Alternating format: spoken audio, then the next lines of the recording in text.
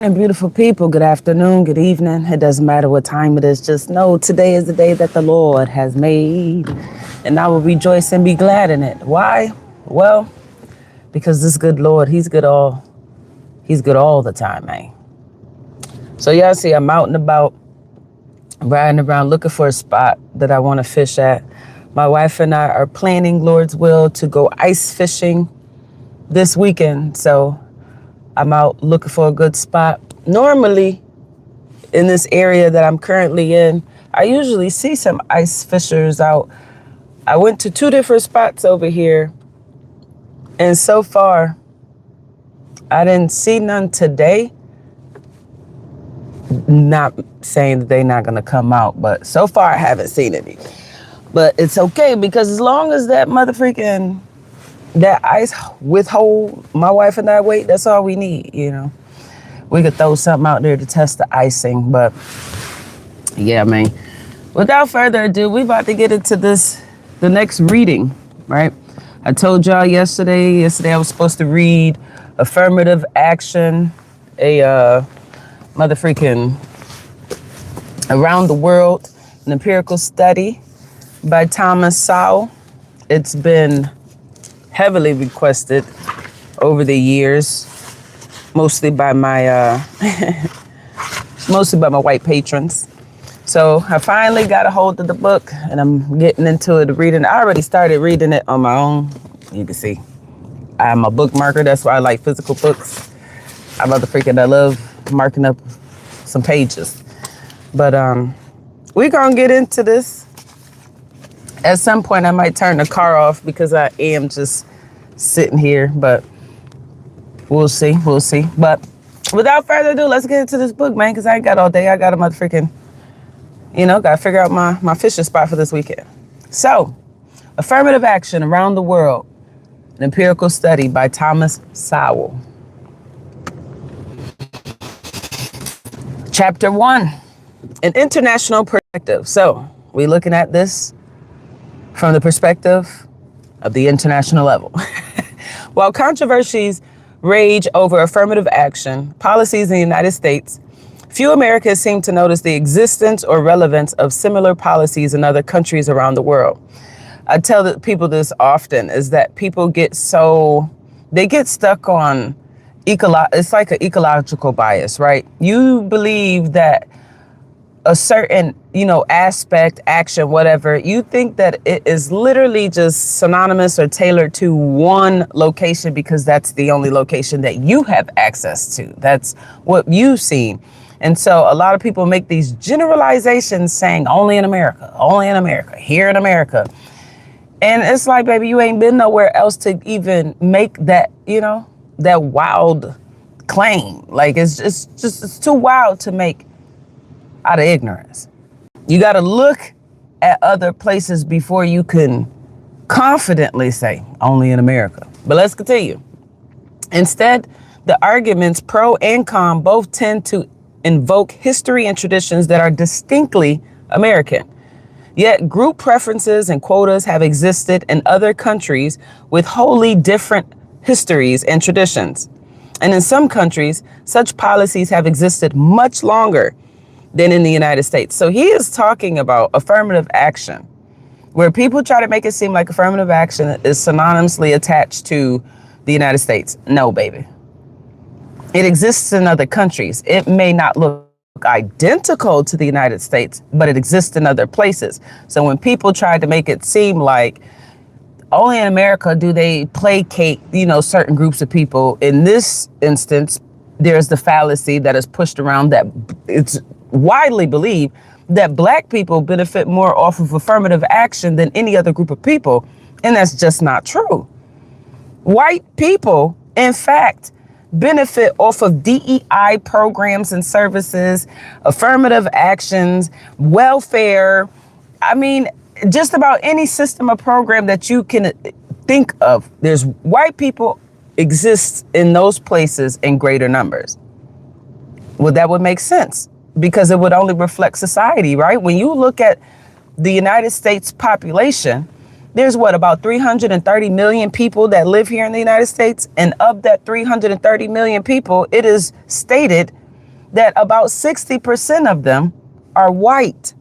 So it would only make sense that when it comes to looking at who utilizes the services, who participate in certain programs, who, utilize whatever benefits, the people that make up, the populace that is within these institutions, it would only make sense that the numbers will be greater amongst white people because what? There's more white people in the United States. The issue becomes disproportionate data numbers, which is a common claim when it comes to black people in incarceration. That's why it is stated that, the numbers of black people that are incarcerated is disproportionate to the amount of black people that is in society. And that is because although black people make up about 14% of the US population, when you look at the census and rosters of most jails and prisons, especially on the East Coast, because it's just a greater number of black people over here, you will see that black people make up the majority of the residents sitting up in jails and prisons, despite it not reflecting the amount of people that is in the population. And this is why people pass these fallacies as truths, where they say, well, black people commit most of the crimes in America, especially when it comes to gun violence or violence, period, violent crimes. Black people commit most of the crimes in America. And it's like, one, not only are you inaccurate in what you're saying, but two, it's not even feasible when you just look at data set, period. When you look at black populations, majority black people, they reside in the same communities. It's mostly metropolitan, urban communities, right? You go down south to motherfucking Georgia. There's a great number of black people living in Atlanta, Georgia, than there are black people living in Marietta. Although Marietta has a great large population, there's just more black people in Atlanta. Why? Because cities bring more opportunities when it comes to job access, education, vocational training, et cetera, so that they're going to have a larger population compared to these more country places, these more rural, these more towns and villages where they don't have much. I mean, that is exactly what it looks like here in here in the state of New York. Well, I'm in Rochester. I'm from Rochester, which is a medium-sized city. It's about 200,000 people that live in the city of Rochester. Rochester is almost 50-50 black and white, almost. There's still more white people than there are black people. But when most people think of Rochester, they think of it as this black city. Because why? Apartheid exists, which is legal segregation. People think that segregation just went away with because of legislation. No, baby. All you got to do is go outside and touch grass. In this case, it's winter. So you just got to go outside and touch the snow, touch the ice, the water, if it's snowing or raining where you at. You'll see, you go to New York City, the Jews lives in the Jewish communities. The Italians live amongst the Italians. The Scottish lives amongst the Scottish. The black people live amongst the black people. And then that even breaks down because you got the Haitian community. Then you got the Jamaican community. Then you got the Ghanaian community. You see what I'm saying? It's broken up. It's like that here in Rochester. It's not uncommon to see some Filipinos here, some people from Vietnam here, some people from Cambodia here. And although they don't live too far from what we consider the ghetto, communities that are heavily black populated, they homogeneously live in communities that look like them, even if it's just this big. The same thing with the Somalians that move here. Rochester is refugee central. We got a lot of motherfucking, immigrant groups and whatnot. Whether they documented or not, we got a bunch of people here. But when you look at where people live, they live, it's like everywhere else. People tend to stay within what's comfortable for them. And they're majority of the time, they're going to live, work, go to church, in communities that reflect what they look like, what they got going on. Just saying, but we're going to continue. I just say all that to say, affirmative action, like crime, being associated with mostly black people, there's this fallacy that it is synonymous to one group, and it's just not. It's not. That's why we got to educate ourselves. For God's people perish due to a lack of knowledge. What can the experiences of these other countries tell us? Are there common patterns, common rationales, common results, or is the American situation unique? Ironically, a claim or assumption of national uniqueness is one of the most common patterns found in numerous countries where group preferences and quotas have existed under a variety of names. So they're basically saying, read that again. Ironically, a claim or assumption of national uniqueness is one of the most common patterns found in numerous countries. So just about every country that has, in this instance, affirmative action, they believe that it's unique to their nation. That's commonly viewed amongst several countries that have affirmative action. They believe that it's just unique to their nation. Okay. Just like here in America, most people think of affirmative action as an American thing. Then it goes and say, found in numerous countries where group preferences and quotas have existed under a variety of names. So they're saying, like, even though you think that this is tailored specifically, uniquely to your nation, this has existed in other nations, although it may not be like described or categorized with the term affirmative action. Some form of affirmative action existed just under a different name. Let's see what that name is. The special situation of the Maoris in New Zealand, based on the 1840 Treaty of Waitangi, is invoked as passionately in defense of preferential treatment there as the unique position of untouchables in India or of blacks in the United States. So they're basically saying that here in New Zealand, they had a program similar to affirmative action to where, and they see that because preferential treatment is given to a group of people that were disenfranchised. In this instance, the untouchables of India, similar to black Americans in the United States. Highly disparate rationales have been used in different societies for programs which share very similar features and often lead to very similar results.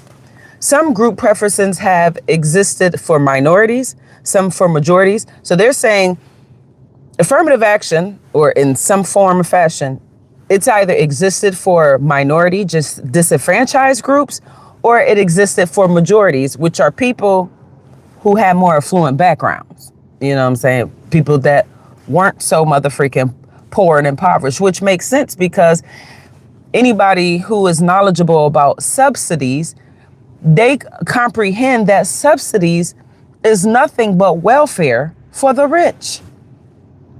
But let's continue. Because people want to synonymous, or they want to motherfreaking synonymously attach welfare, government assistance, affirmative action, any form of handout, perceived handout, they want to attach it to unliked people, disenfranchised groups, the poor, overlooking like, no, nigga, everybody likes handouts, including the rich. You don't get rich without taking, and rarely giving anything back. You see what I'm saying? But anyways, let's continue. Some groups' preferences have existed for minorities, some for majorities, some for the less fortunate, and some for the more fortunate, who feel entitled to maintain their existing advantages over other members of the same society. Today, it is programs for the less fortunate, which are called affirmative action in the United States, or by such other names as positive discrimination in Britain. So, same program, same layout, different name. Instead of calling it affirmative action in Britain, they call it positive discrimination. you're discriminating, but it's allowed. This is positive discrimination. And in India, it's called standardization. In Sri Lanka, reflecting the federal character of the country in Nigeria. In sons of the soil, preferences in Malaysia and Indonesia, as well as in some states in India. Group preferences and quotas have also existed in Israel, China, Australia, Brazil, Fiji, Canada, Pakistan, New Zealand, and the Soviet Union and its successor states. What's up? What's up? What's up? So for these people who think that affirmative action synonymously belongs to the United States, no, they literally just listed out several. In Britain, it's called positive discrimination. In Sri Lanka, it's called standardization. In Nigeria, it's called reflecting the federal character of the country. In Malaysia and Indonesia, they call it sons of the soil, but it's still affirmative action. And then it said that group preferences and quotas have also existed in Israel, where Benjamin Netanyahu is. The same nigga that's out here looking for handouts from the United States, asking for every motherfucking prominent westernized country to fund his psychosis. Yeah, that nigga. Israel, they got handouts over there. Group preferences, preferential treatment in Israel. They got it in China, Australia, Brazil, Fiji, Canada, Pakistan, New Zealand, the Soviet Union, and its successor states. So who is it? The non-Russian BITCH, Savalia, they got it over there where you at. Motherfucking handout programs. Despite how widespread affirmative action programs have become, even the promoters of such programs have seldom been bold enough to proclaim preferences and quotas to be desirable on principle or as permanent features of society. They intentionally attach this negative connotation or a stigma to it, even though it's so pervasive and it's not uncommon, like affirmative action, handout programs, preferential treatment, quotas, group quotas, all this stuff. This exists in every country, not just the United States. So when people try to make it seem like the United States is just full of a bunch of bums looking for handouts, baby, according to this book, so is Israelis, China folk, motherfucking Australian folk, Brazilian folk, Fiji folk, people in Canada, people in Nigeria, people in Sri Lanka, people in Great Britain, people in Pakistan, people in New England, people in the Soviet Union and the successor states, and so on and so forth. But we're going to keep reading. On the contrary, considerable effort has been made to depict such policies as temporary. What do you know? Oh, it's here, it comes and it goes. DEI programs. They have you to believe that they just got rid of them junks. Child, please, do you believe that? You must be a fool. Even when, in fact, these preferences turn out not only to persist, so they make you think that these policies are temporary, even when, in fact, these preferences turn out not only to continue to exist, but they grow. This is why you gotta read a book. So for you white individuals who continue to tell me, y'all, you black girl, you need to read Thomas Sowell, because y'all poorly misinterpreted his writing, which I assumed they all did in the first place. And you were trying to make it seem like he was sitting here saying, yes, affirmative action is solely crippling black people. So far, we haven't even got to that part. And he's even shown that affirmative action or handout type programs isn't something of solely the American folk that they do. In fact, all groups have some type of group or preferential treatment that they render to the people in their society to maintain their society, whether it's given to the poor people or the more affluent people. Everybody and their mama got handouts around this world. But let's continue reading, because why? We won't be perishing for lack of knowledge. God's people perish for a lack of knowledge. We get some knowledge right here. Pick up a book, step out your comfort zone. Official affirmative action or group preference policies must be distinguished from whatever purely subjective preferences or prejudices may exist among individuals and groups. These subjective feelings may, of course, influence policies, but the primary focus here is on concrete government policies and their empirical consequences, which means experience, empirical experience. So it means like tested. There's some efforts that were utilized. Not on their rationales, hopes, or promises, though these latter considerations will not be wholly ignored. Fundamentally, however, this is a study of what actually happens rather than a philosophical exploration of issues that have been amply, if not more than amply, explored elsewhere. Thomas Sowell, I thank you for your work. Even though motherfucking jokers out here, tried to misconstrue your rhetoric and your literature, and I know what it is. It's to push their narratives. Come on, little black girl, you need to change your perspective and take the world and accept it for what I am telling you it is. And look, we got a token black guy that's doing the tap dance for it. That's what they use Candace Owens for. That's what they use the Hodge twins for. That's what they use Obama for. Like, nigga, I don't give a damn that you hate Obama. Okay, and that don't benefit me. Trump is Obama. Trump, Biden, Reagan, Kennedy, all them niggas is the same. It's just a matter of what side of the coin you looking at. But they all the same. They all the same coin. It's just what side you looking at. This is still my left hand, right? It don't matter if you looking at the black or the white side. It's still my left hand. Same thing with these motherfucking politicians. But let's continue. The resurgence of group preference in society committed to the equality of individuals before the law has been accompanied by claims not only that these preferences will be temporary, but also that they will be limited rather than pervasive, which we see that's not true.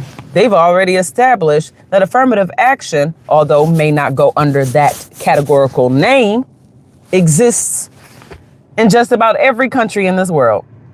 So when people try to make it seem like handout, government assistance, programs, and all this other stuff is literally solely attached to the United States and its black residents, oh baby, you will be falsely, rudely awakening if you just pick up a book.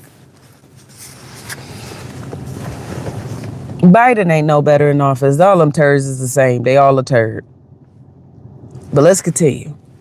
That is, these programs would supposedly be limited not only in time, but also in scope, with equal treatment policies prevailing outside the limited domain where members of particular groups would be given special help.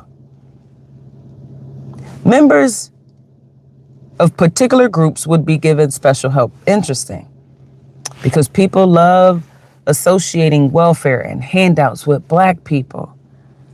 But here it is, this black man, Thomas Sowell, done an empirical study and found that affirmative action and other handout type services and programs exist not only in the United States, but in other countries around this world.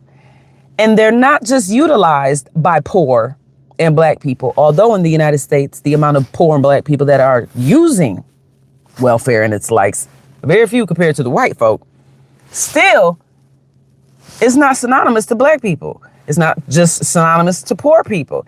In fact, this book has already established in the first 2 pages that handouts has been given to even the wealthy. Preferential treatment, motherfreaking discriminatory practices, programs have been developed.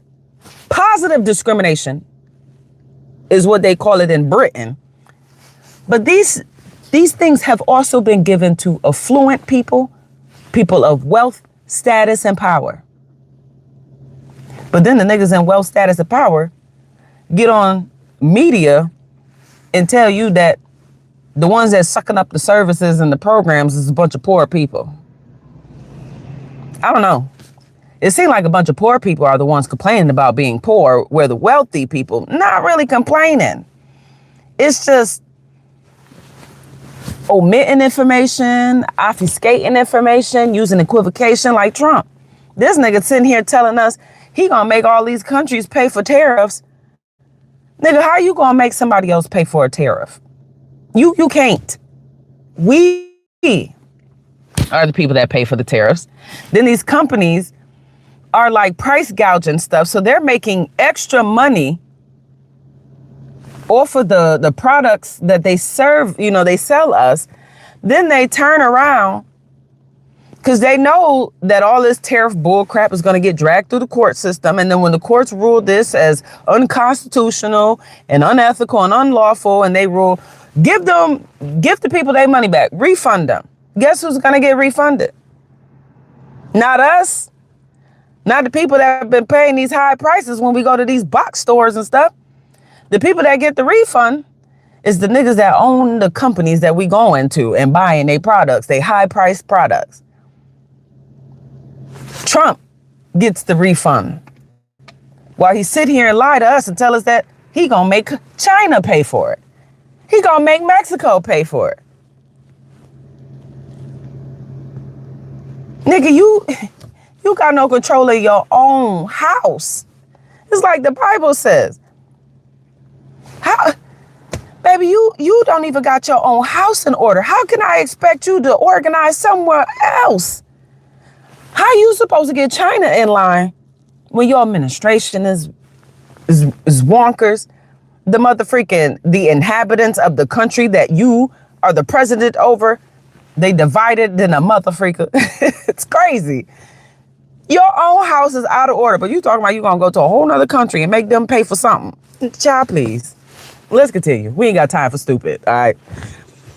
In India, for example, a government minister urging lower university admissions standards for untouchables and members of disadvantaged tribes included the proviso that he was recommending relaxation for admissions and not for passing or grading. Just as he was for limiting the scope of preferential treatment, so others were for limiting its duration. As an advocate of reserving certain numbers of jobs for members of specified groups in India, said, even the staunchest supporters of reservation acceded that is a transitory provision. So they pushed this idea, right? The preferential treatment is going to be temporary. DEI temporary. Affirmative action is going to be temporary. Whole time behind the scenes, baby, it ain't going nowhere. In fact, they about to just amp it up. They going to add to it. Interesting. Let's continue. As an advocate of reserving certain numbers of jobs for members of specified groups in India said, even the staunchest supporters of reservation acceded that it is a transitory provision. It was the leaders of the untouchables themselves who proposed a 10-year cutoff for reservations in order to forestall political opposition and social conflict, because they know they're gonna try to come for it anyways. Look what they did here in the United States with DEI, affirmative action, stuff like that. Okay. That was in 1949, and the reservations are still in place today. Interesting. He said it was going to be cut off in about 10 years to avoid political forestall and opposition and social conflict. He said that it was established in 1949, and here it is today. When was this book written? Let's see. What is today? 2004. It's crazy. 1949 to 2004. Still in effect. Interesting. Just like people believe that DEI, affirmative action and such, is just got done away with here in the United States. They made you believe that. Legislatively, they just made some adjustments to it that probably just now, instead of it having the idea of benefiting the common man, the common woman and child, now your average affluent person could go abide by it, and then now they got access to the services and stuff. So while you sitting here fighting, I don't want them motherfucking Mexicans to have it. I don't want them immigrants to have access to it. The people in power is like, cool. While you don't want them to have it, we gonna have access to it. You niggas just ain't gonna know about it. While y'all fight each other over something that you can't even benefit off of, because we benefit off of. We already changed this to benefit us. But let's continue. Positive discrimination sounds like Trump. Sounds like everybody in our motherfucking in our political office, because at the end of the day, they all develop some form of handout, government assistance in the form of legislation, ultimately that benefits themselves. Subsidies. I encourage y'all to get acquainted with what subsidies are. Subsidies don't benefit but the freaking poor people. Do you know any poor people utilizing subsidies? No. But you probably heard of a couple of business owners benefiting off of some subsidies. You done heard of a couple of corporate Americas benefiting off of it, Because why? Subsidies is for the rich. It is welfare for the affluent. Subsidies get, welfare for wealthy folk get a little nice fancy name. Welfare for poor people get this nasty, rundown, nasty name. So that way, when you hear it, you see it, the negative connotations immediately pop up in your head and you immediately oppose it and want to get rid of it because you perceive it as something disgusting, trashy, vile. You know what I'm saying? But anyway, let's continue. We gotta read. I'm trying to take a nap before my doctor's appointment. Anyways, where do we leave off of? Similar reasoning was applied in the United States to both employment and admissions to colleges and universities. Now they're starting to talk about that equal opportunity stuff, the same stuff that a lot of people get bent out of shape. It don't matter if you're a Democrat or Republican, conservative or liberal. On both sides, you got people bent out of shape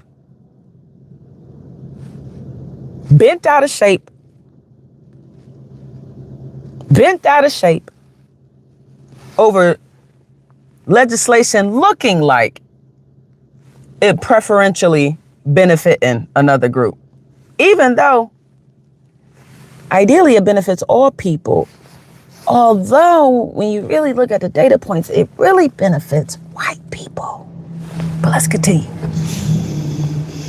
Initially, it was proposed that there would be a special outreach effort to contact minority individuals with information and encouragement to apply for jobs or college administration. So the initial goal was just to contact them and encourage them to apply for jobs. It's not necessarily, hey, apply for the job. We're just going to give it to you because of your phenotype or because of your demographic background. You know what I'm saying? Whether you live in what people consider the hood, you're poor, you know what I'm saying? Like maybe your income is under $50,000 a year.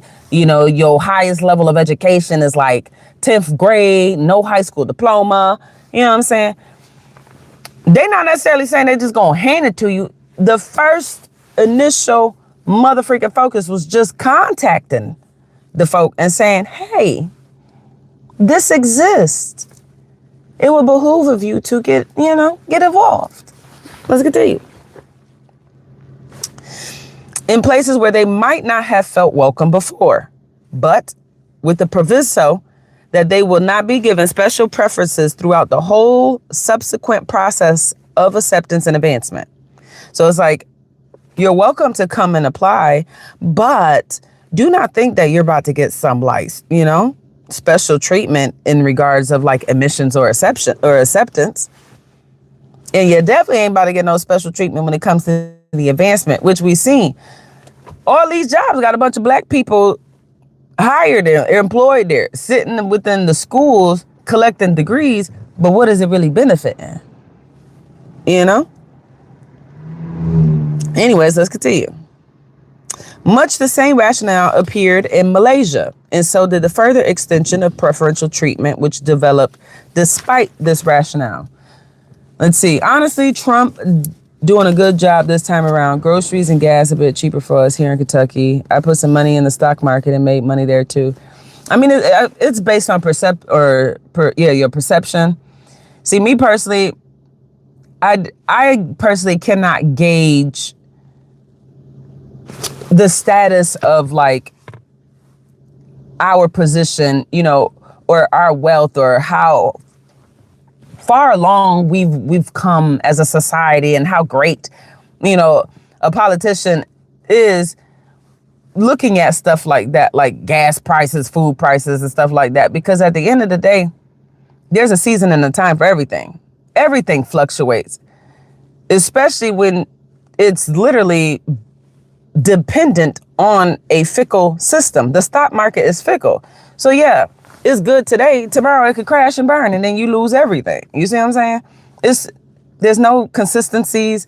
It's fickle, like I said, in addition to the fact that I can't give not one president no mother freaking praise or, adulation for what seems to be happening out in society, right? Trump's been in office, twice? And then it's been pretty stagnant. There was a different president in between his two presidential campaigns. And each time a new administration come in there, alterations occur. Niggas start signing papers and stuff starts moving and happening. And like everything else, it takes time for you to actually see the results of your efforts. So I can't sit here and confidently say, well, the grocery prices have lowered. Thank you, Trump. Gas prices have lowered. Thank you, Trump. When one, like I told you, the system is fickle, is inconsistent. So it's gonna fluctuate.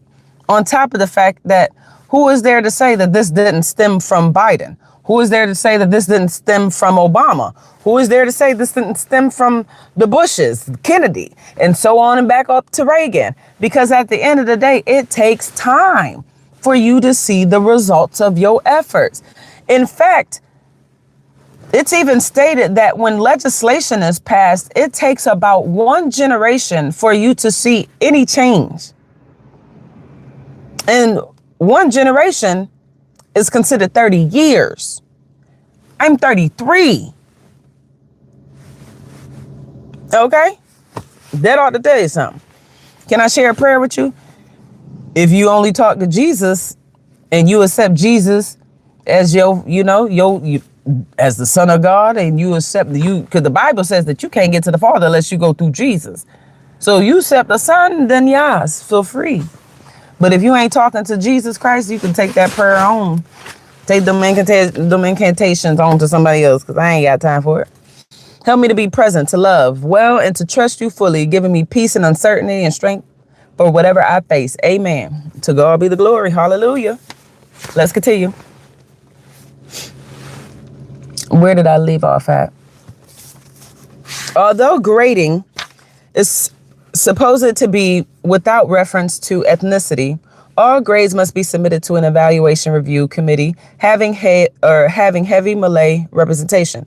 Individual faculty members report various instances when grades were unilaterally raised, apparently for purpose of ethnic balances. Similar policies and results have also been achieved in less blatant ways. During the era of the Soviet Union, professors were pressured to give preferential grading to Central Asian students, and what has been called affirmative grading has also occurred in the United States. In order to prevent excessive failure rates among minority students admitted under lower academic standards. And it's interesting that they say that, because this actually happened in 2018. I forget the class I was taking, but it was a criminal justice class for my bachelor's degree. And we had this Asian professor, and she had a thick accent. I hope you have a blessed day as well. So stay blessed. God bless you. But I had this Asian professor, and most of the students in the class were white. It was me and like one other student that were black. Everybody else were white. And this teacher, her teaching methods were more accustomed to her cultural homeland. And I remember students used to tell her, this is America. They basically wanted the teacher to make it easy for us. And she was a tough teacher, but I didn't really care, because I'm like, she's pushing us to be better. So I was like, whatever. And ideally, if I had your average American teacher, I probably would have had a B plus, A in that class. But with her, I think I had maybe a C plus. And that was the only C that I had my entire college education, I want to say. One of a few, I will say that at least. I didn't have too many C's. But I was okay with having a C. But them white kids, oh my goodness, some of them had D's, some of them had F's. And when they collectively came together as a white group and started complaining about their grades, they literally went to their motherfucking advisor. They got a hold of the dean. I think they got that lady fired, because I ain't never see that lady again. She got removed. We ended up with the substitute teacher that was so old, I don't even think he should have been teaching non-discrimination. It's just, he had us watching movies for the class. And next thing I know, everybody was given at the bare minimum like a B+ in the class. Even though their grades did not reflect that prior to that lady getting removed from all the white kids getting bent out of shape. And what they did, provided some, what they called it here, affirmative grading, which basically was to prevent the excessive failure rates among the students in that classroom, which majority of them were white. And that was at the University of Brockport, the University of Brockport, the Brockport College, right out there in Brockport, New York, y'all. 2018, I'll never forget that. In India, such practices have been referred to as grace marks. Similar results can be achieved indirectly by providing ethnic study courses that give easy grades and attract disproportionately the members of one ethnic group. This too is not peculiar to the United States. It's not. I've seen this even in my schools. Crazy. And they talking about it. There are Maori study programs in New Zealand and special studies for Malays in Singapore. In the job market as well, the belief that special concerns for particular groups could be confined to an initial stage proved untenable in practice. Initially, the term affirmative action arose in the United States from an executive order by President John F. Kennedy, who called for affirmative action to ensure that the applicants are employed and that employees are treated during employment without regard to race, color, creed, or national origin. In short, there were to be no preferences or quotas at all, just a special concern to make sure that those who have been discriminated against in the past will no longer be discriminated against in the future. That concrete steps should be taken so that all and sundry would be made aware of this. However, just as academic preferences, initially limited in scope, continue to expand, so did the concept of affirmative action in the job market. A later executive order by President Lyndon B. Johnson, the same joker that added the tax exemptions to churches to get them to stop talking about the issues that pertaining to politics. It's literally a bribe. It's, hey, you want tax exemption status and you want to maintain that? You can. You just can't talk about political subjects and topics in your motherfucking church. You can't get involved in that. Paying them to... It's crazy. Lyndon B. Johnson in 1968 contained the fateful expressions goals and timetables and representation. These were not yet full-blown quotas for the 1968 guidelines, referred to goals and timetables for the prompt achievement of full and equal employment opportunity.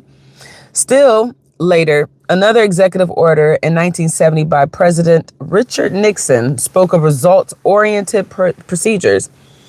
And finally, in December 1971, yet another Nixon executive order specified that goals and timetables were meant to increase materially the utilization of minorities and women, with underutilization being spelled out as having fewer minorities or women in a particular job classification than would reasonably be expected by their availability. So basically saying that women's existence in these spaces has to reflect the numbers of them in society. If they don't, something's wrong. Affirmative action was now a numerical concept, whether called goals or quotas. In a very different society and governmental system halfway around the world, in Pakistan, attempts to confine affirmative action policies within their initial limits proved equally futile. Here, preferential policies began in 1949 as an explicitly temporary measure to be phased out in 5 to 10 years. The principal beneficiaries were to be the very poor Bengalis of East Pakistan who were underrepresented in business, the professions, and the military, while even the administration of East Pakistan was largely in the hands of West Pakistanis. However, the preferential policies continued decades past the initially specified cutoff time by repeated extensions. Even after East Pakistan seceded to become the independent nation of Bangladesh in 1971, the preferential policies in Pakistan had sufficient other political constituencies to continue on after their principal initial intended beneficiaries were gone. Britain's Lord Scarman expressed a view widely held by those initiating affirmative action in many countries when he said, "We can, and for the present, must accept the loading of the law in favor of one group at the expense of others, defending it as a temporary expedient in the balancing process which has to be undertaken when there is social and economic inequality."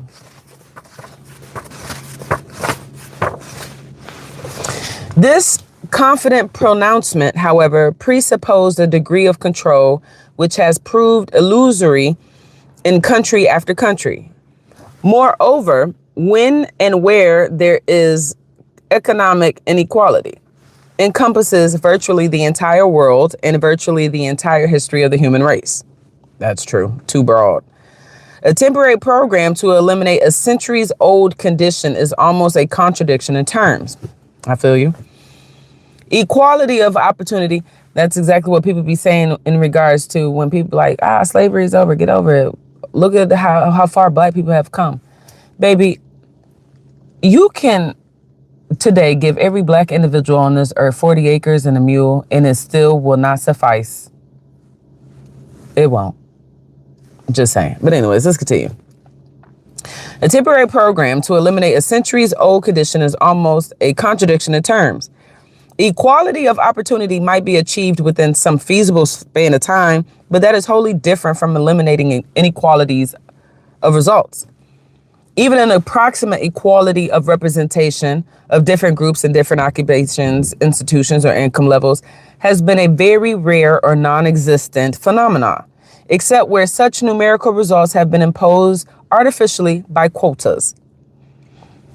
So when people be like, well, why the government has to get involved and pass legislation? Well, this is why, because it seemed like nothing happens until there is some quota being imposed through legislation, which basically says, hey, y'all need to have this many black people, this many women, this many young people, this many old people, this many people with this financial background, this many people with this educational background, for you to not seem discriminatory, for you to not seem, you know what I'm saying, like you violating people's constitutional rights. Anyways, let's continue. As a massive scholarly study of ethnic groups around the world put it, when discussing proportional representation of ethnic groups, few, if any, societies have ever approximated this description. Another international study of multi-ethnic societies referred to the universality of ethnic inequality and pointed out that these inequalities are multi-dimensional. Yeah.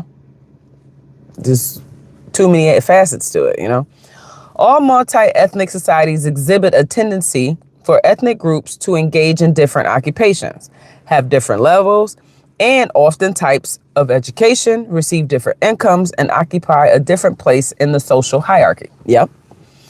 A worldwide study of military forces likewise concluded that militaries fall far short of mirroring even roughly the multi-ethnic societies from which they come. True. I was in the Marine Corps, and as diverse as the United States is, the Marine Corps was homogeneously white. The percentage of colored folks was ridiculous. Ridiculous. A lot better in the Army. The Marine Corps, ridiculous. Let's continue. At one time, nearly half the pilots in the Malaysian Air Force came from the Chinese minority.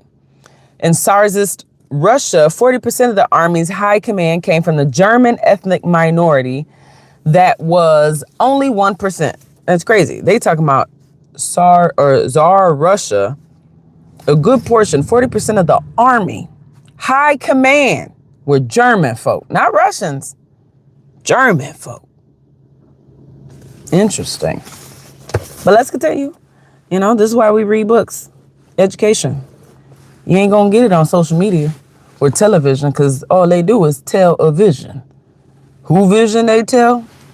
Nobody knows. But it's a narrative that is untrue. Anyways, in Tsarist Russia, 40% of the army's high command came from the German ethnic minority that was only 1% of the country's population. Interesting. That's the disproportionate number right there. This is what they be talking about. German ethnic minorities, y'all make up 1% of Russia's country's population, but you make up 40% of Russia's army's highest command. It's like here in America, black people make up about 14% of the U.S. population, yet we make up over 40% of those incarcerated. Interesting. It ain't no coincidence. Similar gross disparities in ethnic representation in occupations, industries, and institutions can be found in country after country around the world and in century after century. Often those represented in high-level occupations have been minorities with no power to exclude others, but simply possessing particular skills. Interesting. That's what's been said about the white people here. Y'all in positions of power, yet you ain't got nothing greater than the next person. I mean, in fact, your existence and survival in the United States was literally taught and learned by the colored inhabitants of the United States. And it's crazy because now you go on YouTube, now you see a bunch of white men trying to teach you how to fish for salmon. And it's like, baby, who you think taught your ancestors? Interesting. Let's continue. Often those overrepresented in high-level occupations have been minorities with no power to exclude others, but simply possessing particular skills. Germans, for example, have predominated among those who created the leading beer companies in the United States, as they created China's famous Tsingtao beer and established breweries in Argentina, Australia, Brazil, and other countries. Similarly, Jews have predominated in the manufacturing of clothing in medieval Spain, the Ottoman Empire, Argentina, the United States, and other countries. In short, the even representation of groups that is taken as a norm is difficult or impossible to find anywhere, while the uneven representation that is regarded as a special deviation to be corrected is pervasive across the most disparate societies. Interesting. Right about that, sir.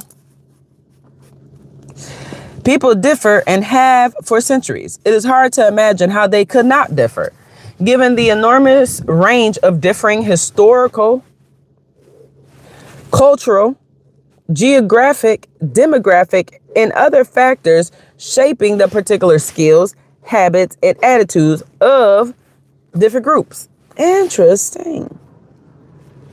And here we are in America in 2026, and niggas trying to blur the line, we are the world. We are the children. Now you got people who ain't black culturally. They might be of some descendants of African way up the food chain. But when it comes to cultural attachment, they don't know nothing about black. Sitting here claiming black, dressing black, talking black, acting black, using black colloquialisms. It's nasty. It's nasty.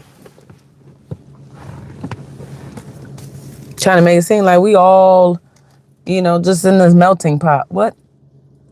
That's not how society looks.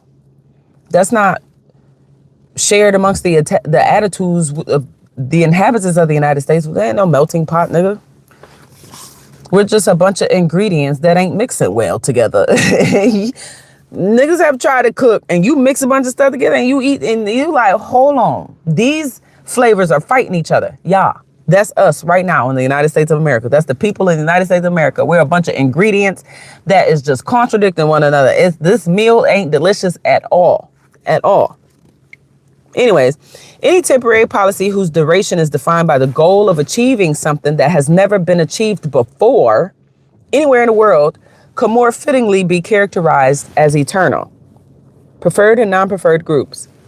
Just as we cannot presuppose continuing control over the scope and duration of preferential policies, so we cannot simply assume what will actually happen to those designated as the preferred groups or group. Neither they nor the non-preferred groups are inert blocks of wood to be removed, to be moved here and there according to someone else's grand design. Exactly, nigga. I'm not a pawn piece. You can't just be shifting me around when you feel like it. You got to convince me you want me to move, baby. Because I'm going to sit right here. I'm going to stand like a tree planted by the rivers of the water. I shall not be moved. I'm going to wait on Jesus. Both confront laws and policies as incentives and constraints, not as predestination, and react in their own ways. These reactions include redesignating themselves, altering their own efforts, and attitudes towards achievement. Attitude towards achievement. Remember that. Attitudes towards achievement. What do you think the attitudes towards affirmative action are? Pretty much similar to the attitudes towards DEI programs. Similar to the attitudes towards other government-assisted operations, right? But let's continue.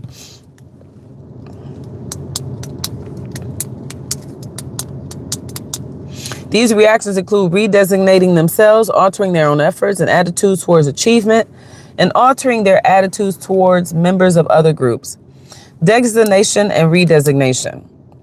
One of the reactions of members of non-preferred groups has been to get themselves redesignated as members of the preferred group. Assimilation. Passing. Yeah. We got a lot of people doing that. Call them Sambos. This can be done either individually or collectively. Some individuals of mixed ancestry who have been regarded and self-identified as members of Group A may choose to redesignate themselves as members of Group B.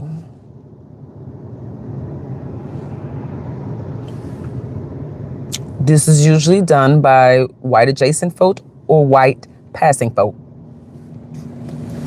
When Group B is entitled to preferential treatment and members of Group A are not. It's like the biracial people that be white today, the Puerto Ricans, the Latinos. I'm white. I want to be white until it's trendy and popular with being black. It's cute. It's cool. I mean, black culture, black American culture is popular culture, mainstream culture. It's nasty work. Anyways, in the United States during the Jim Crow era, some light-skinned blacks simply passed as white in order to escape the legal and social disadvantages that went with being designated black. Thomas Sowell. You know, a lot of Republicans and conservative folk who are mostly ignorant to the context of your literature have been recommending I read your book. And they recommended I read your book because they thought wrongfully that your views on affirmative action supports their crippled mindset about affirmative action. But all you are doing so far, sir, is just taking affirmative action, showing that it's not only is it pervasive around the world, but it doesn't go anywhere and that it benefits everybody.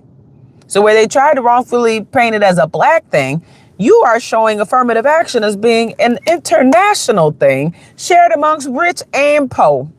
No matter what your background is, you can worship trees and you can worship the Lord and Savior, Jesus Christ.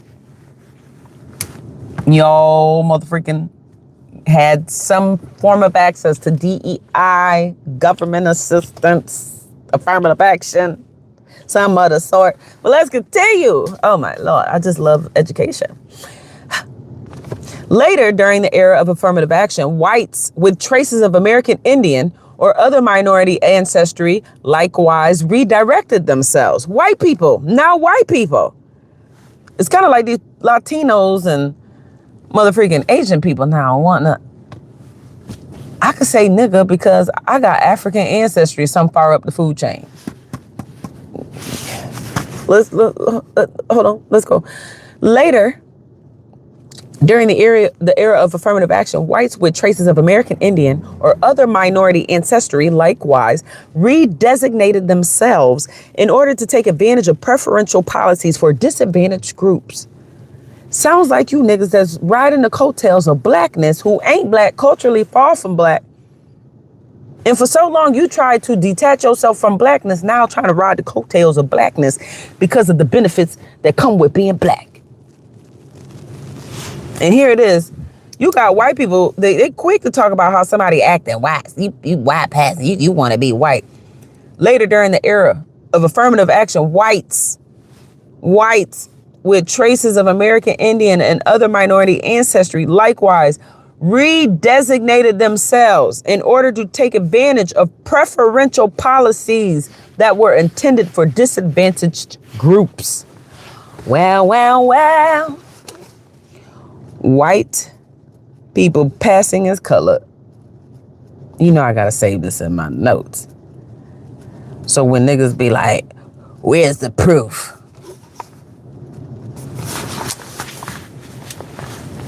The wonderful thing about Thomas Sowell is that in the back they usually include where they get their resources, or excuse me, where they get their sources from. This is backed by academic research, baby. You can't get any accurate than that in this world. But let's continue. These have included blonde hair and blue-eyed individuals with official papers showing some distant ancestor of another race.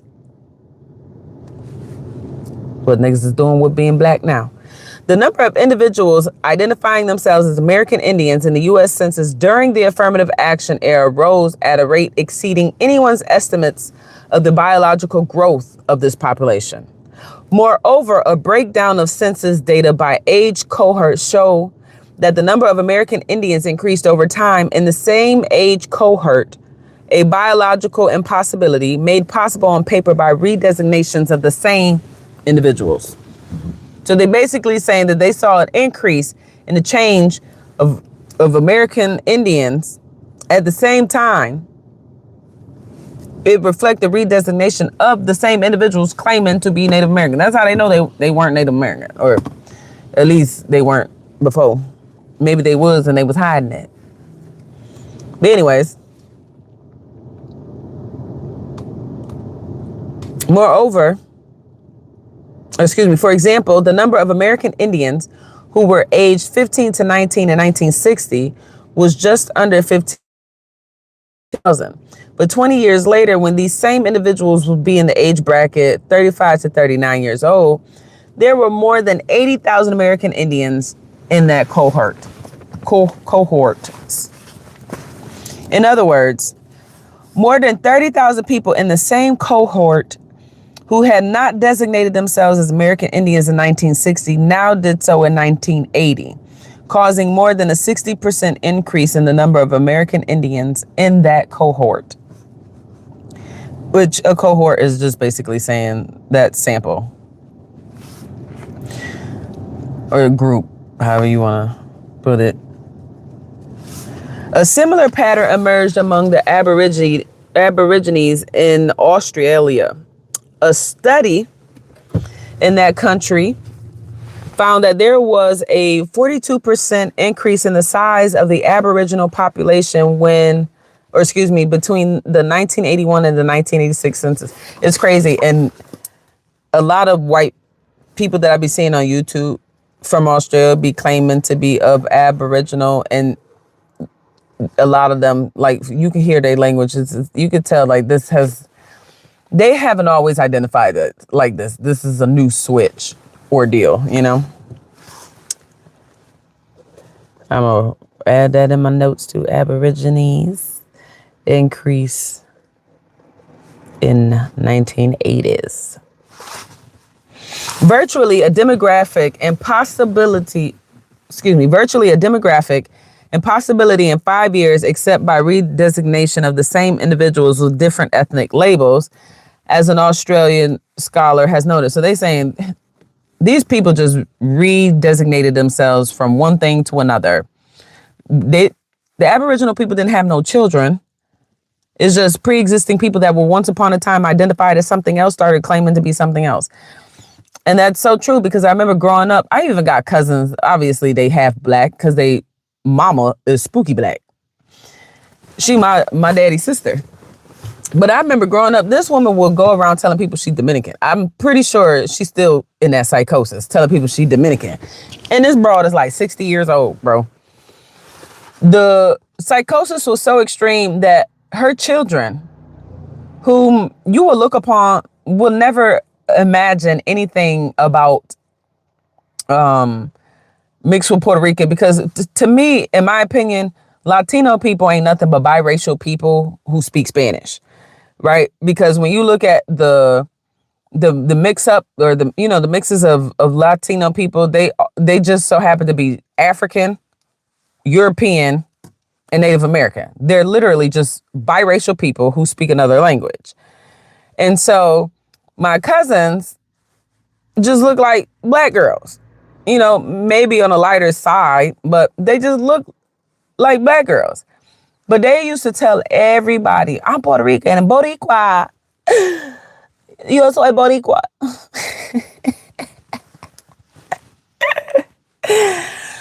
But then when Kim Kardashian, old non-black tail, came around with her fake booty, painting this, it's okay to claim black ancestry even though you're not black. It's okay to claim black even though you only got a little bit in it, because black is cool right now, aesthetically.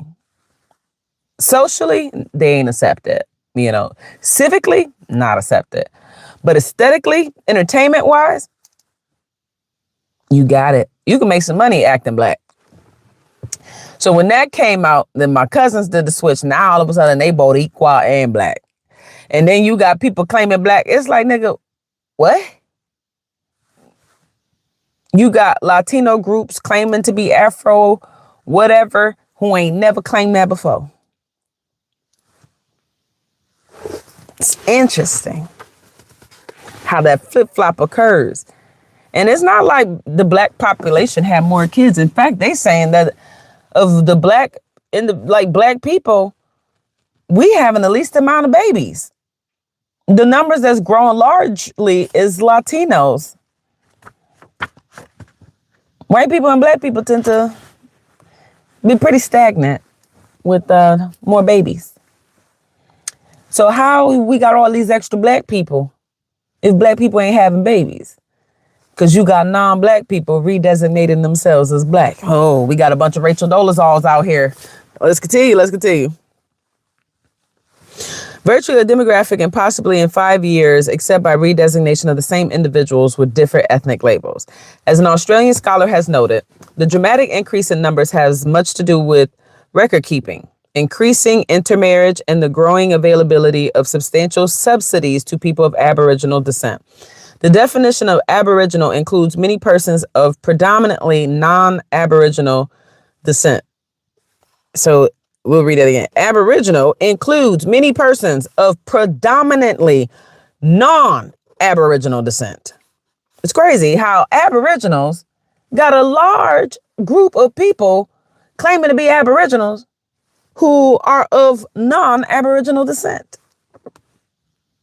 It's like all the people claiming to be black and not, because it's cool right now. Interesting.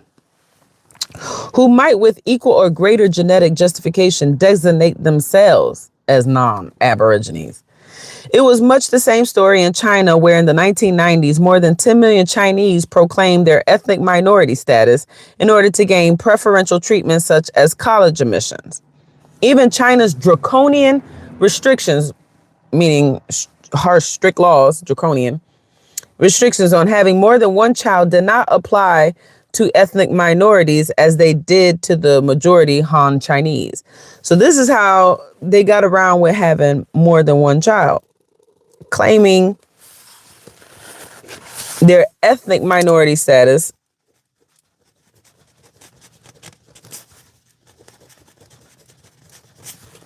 for survival or to achieve whatever it is that they seek to achieve. Interesting. People still doing that. Rachel Dolezal's of the world. Article 44 states that in accordance with legal stipulations, autonomous areas can work out their own family planning measures. As a result, urban minority couples generally may have 2 children, while urban Han are restricted to 1. Rural minorities may have 2, 3, or 4, even more children, depending on their ethnicity and location. And this is in China. Number of children based on status. Crazy. So that's how you depict the wealth from the poor, because ideally the wealthy people have less children, where the poor, the hands, slaves, they're free labor, they're inexpensive labor, got more kids because they got to fund the system somehow, or they're going to be working to death. An official of China's State Nationality Affairs Committee commented, some people would try all means to change their nationality because they wanted to make themselves eligible to enter a university with lower scores or to stand a better chance than their colleagues when it comes to promotion. As in other countries, people with mixed ancestry had the option of choosing how to designate themselves. Some trace their ancestry back hundreds of years to prove minority blood and claim the benefits. I remember growing up, my parents used to be sticklers on that, because I used to just put black because every time people looked at me, that's the treatment that I got. People perceived me as black. They treated me as such. But my parents, obviously knowing that things that I didn't know, where you can check certain stuff and gain access to different things by claiming to be different things, where my dad, after doing DNA, he find that he mixed with some Asian stuff, some white stuff, but it's very little. For the most part, my dad is Negro, attached to American chattel slavery. But my mom is biracial, born to a white mother and a black daddy. And so I remember a lot of times growing up, my parents used to always be like, I check black. They will look at the paper like, you need to put white too. And Native America, because you Native American. We're Cherokee, which is very common because I think it's Cherokee, Chickasaw, drawing a blank on the other ones. But there's like 4 or 5 native tribes that black people are more commonly to be a part of because of the proximity and closeness, on top of the fact that a lot of the indigenous Aboriginal people of America were of darker Afrocentric facial features, not so much of the Native Americans that we've been so accustomed to see, where they're mostly like pale colored, white passing, long fine hair like white people. It's just constantly pushing into the narratives of white beauty standards. They do that even amongst color groups. They'll show you the color groups. They'll show you some Mexicans and Puerto Ricans, but they're going to show you the ones that look white, the ones that could pass more in Spaniard. But let's continue. Another individual response to preferential policies has been to use someone generally of the qualifying ancestry as a front for business seeking preferential treatment in the awarding of government contracts and other desired benefits.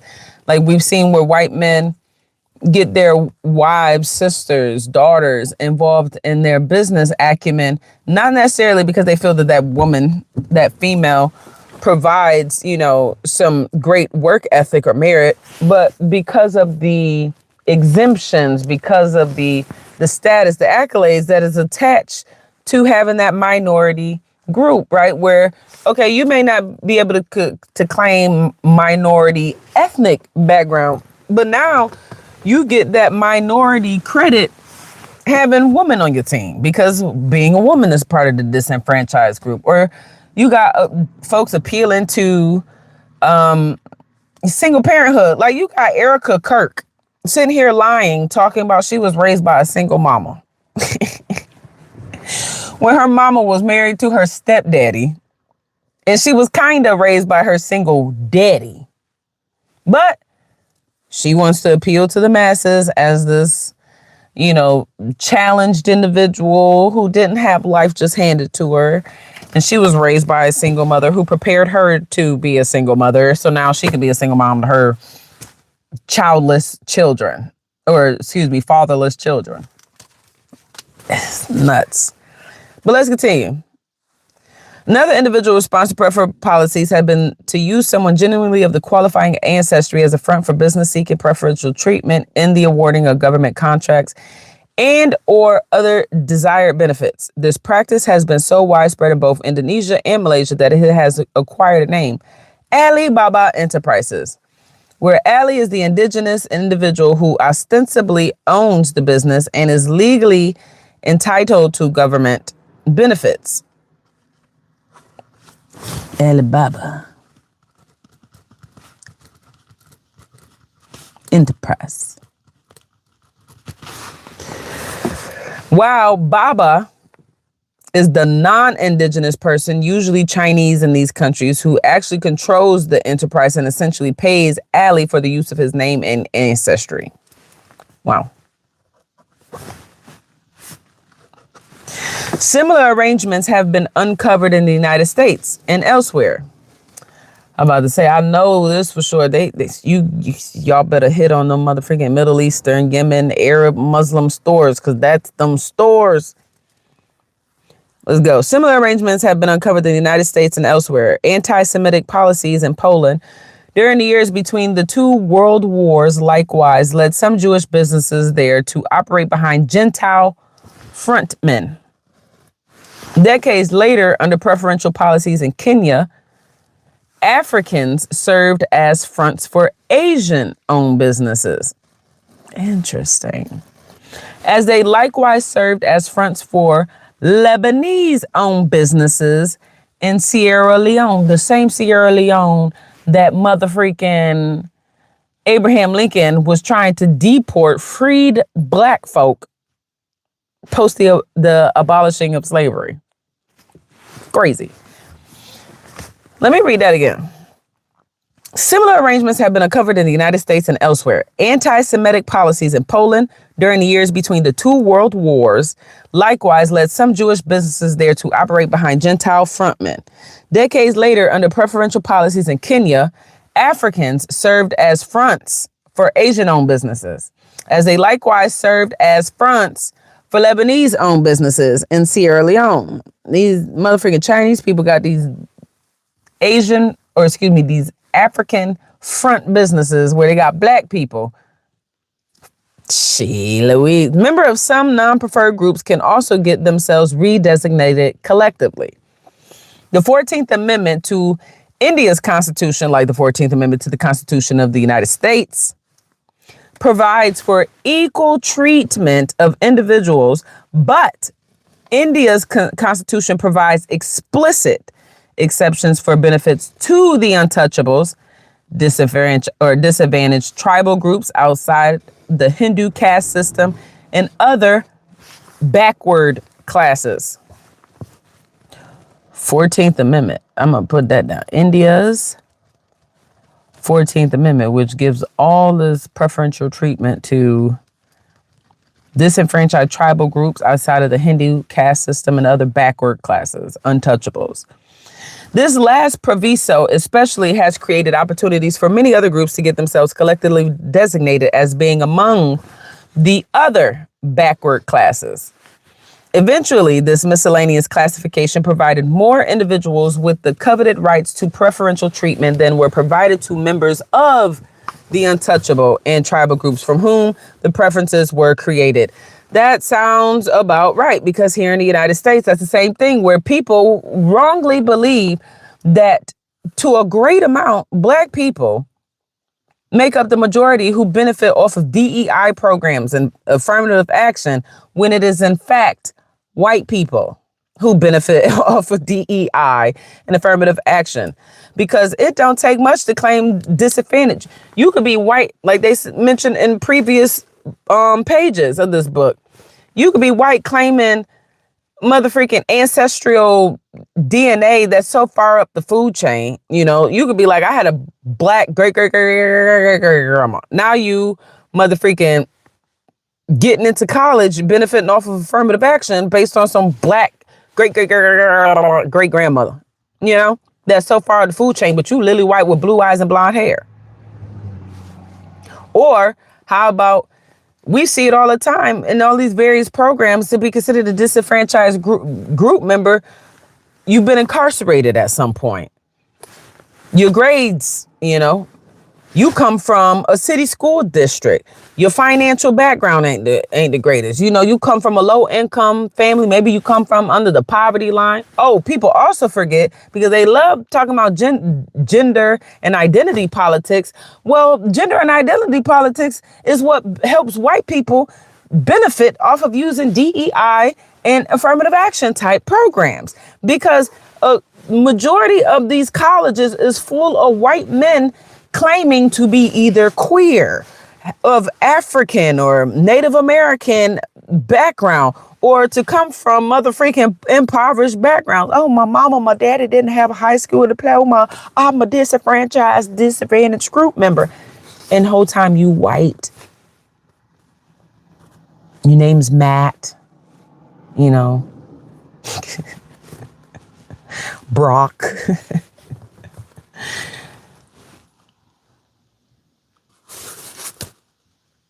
But people think that black people are benefiting off of affirmative action.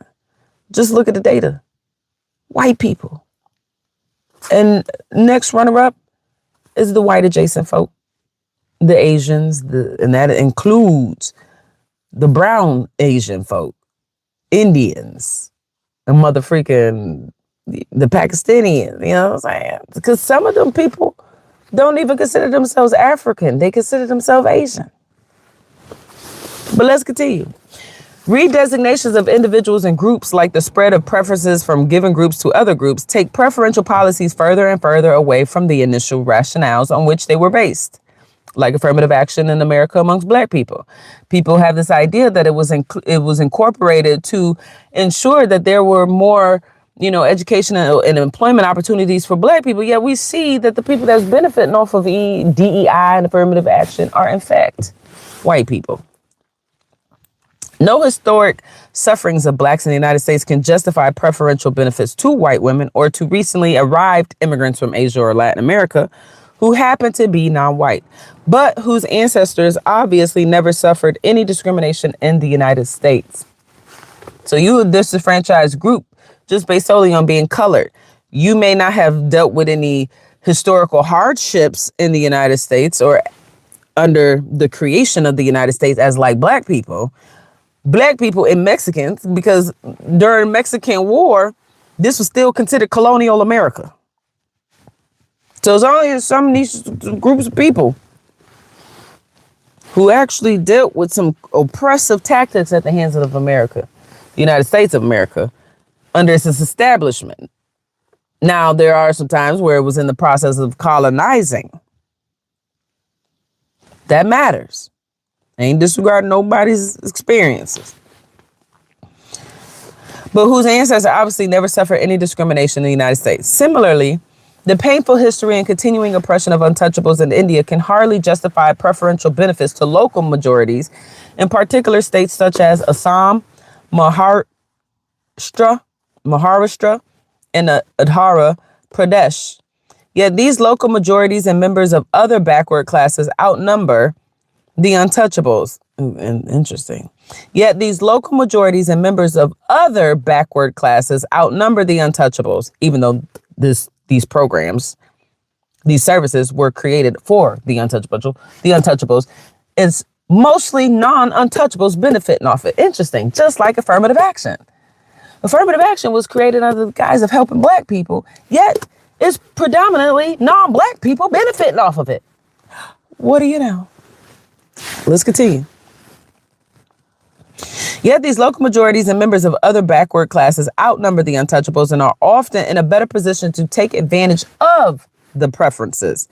Thus, quotas for government jobs or universities admissions have often remained unfulfilled by untouchables. It's the same thing pertaining to black people. It's crazy that people like black people come a long way. Y'all got more access to college. It's crazy. All these black people with these college degrees. Yet when I go into these professional spaces, it ain't that many black faces. Let's continue reading. Wow. Thus, quotas for government jobs or university admissions have remained unfulfilled by untouchables, while this has seldom been the case for members of the other backward classes. The spread of benefits from group to group not only dilutes those benefits, well, especially when more than half the population of the country becomes entitled to them, as in both India and the United States. Everybody and their mama benefiting off of affirmative action, no shade. Where hiring and promotion decisions are subject to review by government agencies investigating discrimination, objective criteria may be used increasingly by employers for legal self-protection, even if the relevance of these criteria to the job is questionable. So we're going to read that again. For example, in the United States, when hiring and promotion decisions are subject to review by government agencies investigating discrimination, so their hiring and promotion are subject to review by government agencies who investigate discrimination, objective criteria may be used increasingly by employers for legal self-protection. So you could use this objective criteria to discriminate against people. It just can't be so fine-tuned and subjective. Even if the relevance of these criteria to the job is questionable. Legally allowed discrimination. That's basically what they said, like apartheid.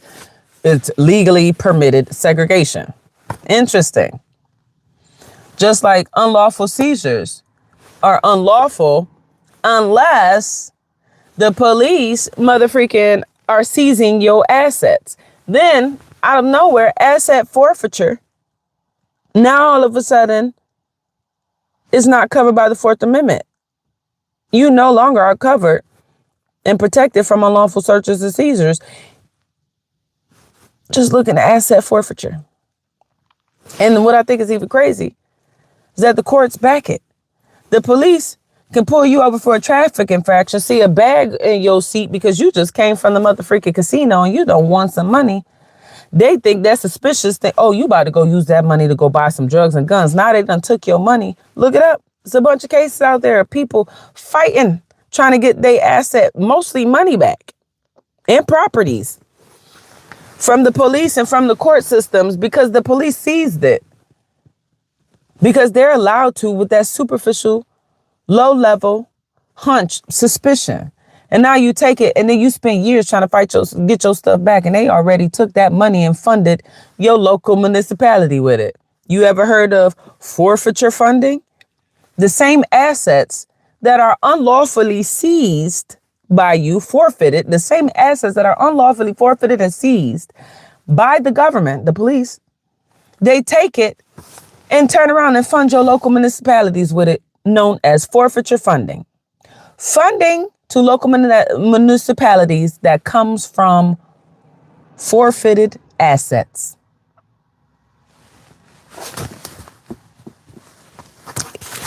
Education is key, man. Make sure y'all look at the forfeiture funding and asset forfeiture. We protected from unlawful searches and seizures, except in that regard. Why? The same thing, like, you got to pay attention and ask questions. Why the same niggas keep trying to tell us that gun violence is so pervasive? And we just, in America, we have an issue with gun violence. But then at the federal level, funding research into gun violence is prohibited per the Dickey Amendment. Why would the government pass a legislation known as the Dickey Amendment that prohibits federal funding into gun violence if gun violence is such a pervasive issue in the United States of America? These some questions you got to ask. And when niggas can't answer them, you got to realize, oh, baby, we live in some corrupt moments. Yes. Just like that lady sat there on the news talk about, if we prosecuted everybody in the Epstein files, the system for what we know will collapse. Baby, how is that possible when y'all been sitting here trying to convince the world that there's only a few good apples? If there's only a few good apples, how could prosecuting everybody in the Epstein files dismantle the entire criminal justice system or the systems that exist? Are you seriously implying that there aren't a few bad apples, but in fact, every institution, every system that is organized and governed by the United States of America is in fact involved in some form of fashion with the Epstein files? Because that's the only way you can dismantle an entire system, not just one, the entire United States system. You can't dismantle that off of a few bad apples. These are the questions we got to motherfreaking ask. Let's continue reading. Got about 6 more pages.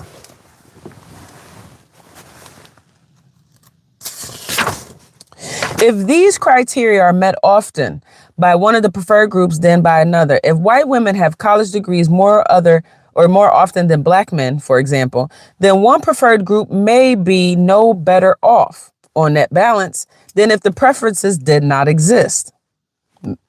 That sounds logical to me. It is conceivable that they can be worse off. Yeah. Such a situation is not peculiar to the United States. An official report in India in 1980 noted that the advancement of one preferred group tended to push back another, creating greater tension between structural neighbors in this hierarchy than between the top level and the bottom level. That continued to be so in the 1990s, with violent clashes in several Indian states being found to be more common among competing poor groups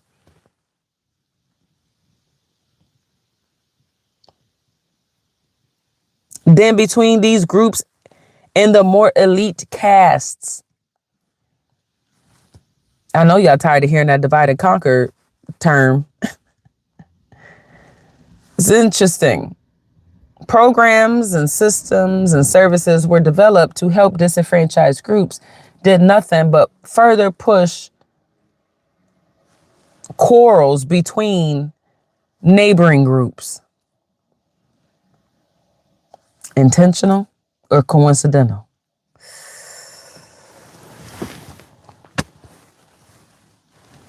In 2001, a rally was held in the state of Rajasthan protesting the inclusion of new groups among the backward classes and demanding separate fixed quotas for original backwards, so that new entrants will not be able to produce the existing benefits enjoyed by those for whom the preferences were created. Calls have been made for a quota within quota to deal with such situations. And we see that in the United States, where you got a bunch of poor white people that would be considered hillbilly, redneck, white trash, stuff like that. Bent out of shape and displaying bigotry towards other groups of people and literally supporting legislation and politicians that are actually harmful to themselves, right? Y'all ever read that book, Dying of Whiteness? Dying of Whiteness by Jonathan Metzl.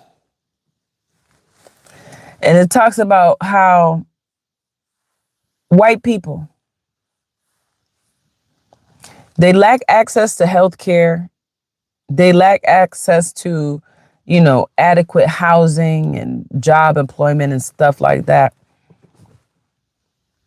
And instead of them voting in a direction that is more beneficial, that will help elevate them, move them up in the social role and ensure that their survival because they maintain their health, they vote for politicians and they vote for legislation that opposes those things, that limits job opportunities, that does not provide sufficient and adequate health care. And then ultimately, there was an example in the book where one of the interviewers was a white man who had a health problem so severe. The man had I think it was congestive heart failure. I know he was hooked up to an oxygen machine. And when Jonathan Metzl was interviewing him, asking his opinion about universal health care and, non-white people having access to it, the man really displayed hate and was like, no, I don't want them people having it. They come here benefiting off of stuff, and then I lose access to the services. So I vote nobody get it. Mind you, this man had little to no health coverage. And then it even stated in the book that he had shortly died from said health complications because of what? A decision that he made, which was to vote for politicians and legislation that did not increase the likelihood of his survival, just so he can make sure that another group or another person that he wrongfully believed would benefit off of it more than him, to prevent them from getting it, nigga killed himself. Make it make sense. And that's really how stupid and foolish a lot of people out here are. This is how you look. When you sit here and support the demise of somebody else, you overlook the fact that, nigga, you are literally consenting to your own. When you advocate, throw him under the jail, lock up the key, throw away the key. Nigga, when you get hemmed up and convicted of something, the same rhetoric is going to be brought against you. And that's the same actions that's going to be done. And there's going to be no defenses in your regard, because why? You ain't worth a piece of doo-doo on a frosty morning. You are irredeemable. The same logic that you disseminated for other people is crazy. Let's continue. Calls have been made for a quota within quota to deal with such situations. Insofar as affirmative action policies are aimed particularly at offsetting existing economic disadvantages, their rationale is undermined when the benefits of these policies go disproportionately to those within the designated groups who are the least disadvantaged. We see that in colleges where a lot of children are benefiting off of affirmative action. They're getting access, lower loan rates and whatnot, because they are claiming to be a part of a disadvantaged group, even though they are more well off than their constituents, their colleagues. Their rationale is undermined when the benefits of these policies go undisproportionately to the individuals within the designated groups who are the least disadvantaged, or who perhaps are in more favorable positions than members of the country's general population. In India's state, Tamil Nadu, for example, the highest of the so-called backward classes legally entitled to preferences constituting 11% of the total backward classes. Population in that state received almost half of all jobs and university admissions set aside for these classes. In Malaysia, where there are preferences for the indigenous, sons of the soil, majority, Malay students whose families were in the top 17% of the income distribution received just over half of all scholarships awarded to Malays. So these people are in the top 17% of income distribution, yet they received over half of the scholarships that was literally created for the indigenous people of Malay, sons of the soil. Sounds like America, where we see more affluent children, mostly white, benefiting off of the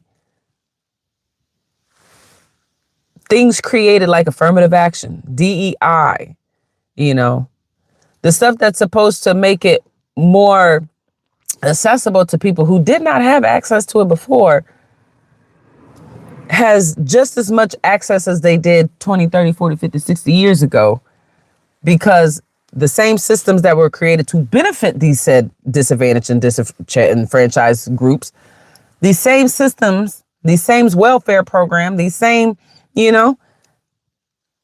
dealings are benefiting people who actually have the means to go on in life without using handouts, without using welfare assistance. Again, it's like rich people using subsidies. It's another thing where that never made sense to me. Rich people be given free content. Like literally, they give them free handouts. They call it merch. You get these endorsements.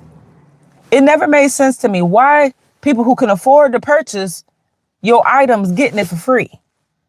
The same thing when you go to the bank. The people with less income with worse credit scores get stuck with the higher percentage rates, even though they have the least feasible opportunity to even pay back the money. And the niggas that actually have the ability to pay back all them high interest rates and all that money, they're given less interest rates. They get all these tax exemptions. But niggas, the bulk of the economy is carried off of the back of single people. People overlook the fact that unmarried individuals pay the most in taxes in the United States of America.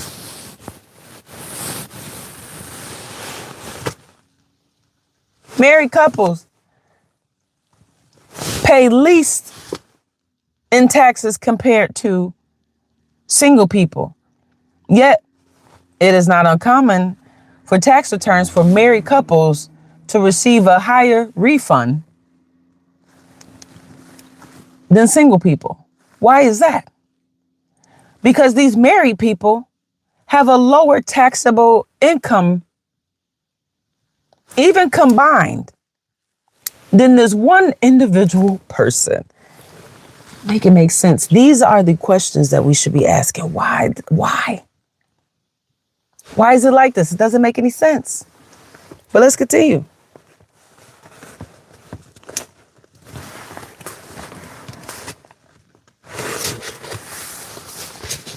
Calls have been made for a quota within a quota to deal with such situations. Insofar as affirmative action policies are aimed particularly at offsetting existing economic disadvantages, the rationale is undermined when the benefits of these policies go disproportionately to the individuals within the designated groups who are the least disadvantaged, or perhaps are in more favorable positions than members of the country general population.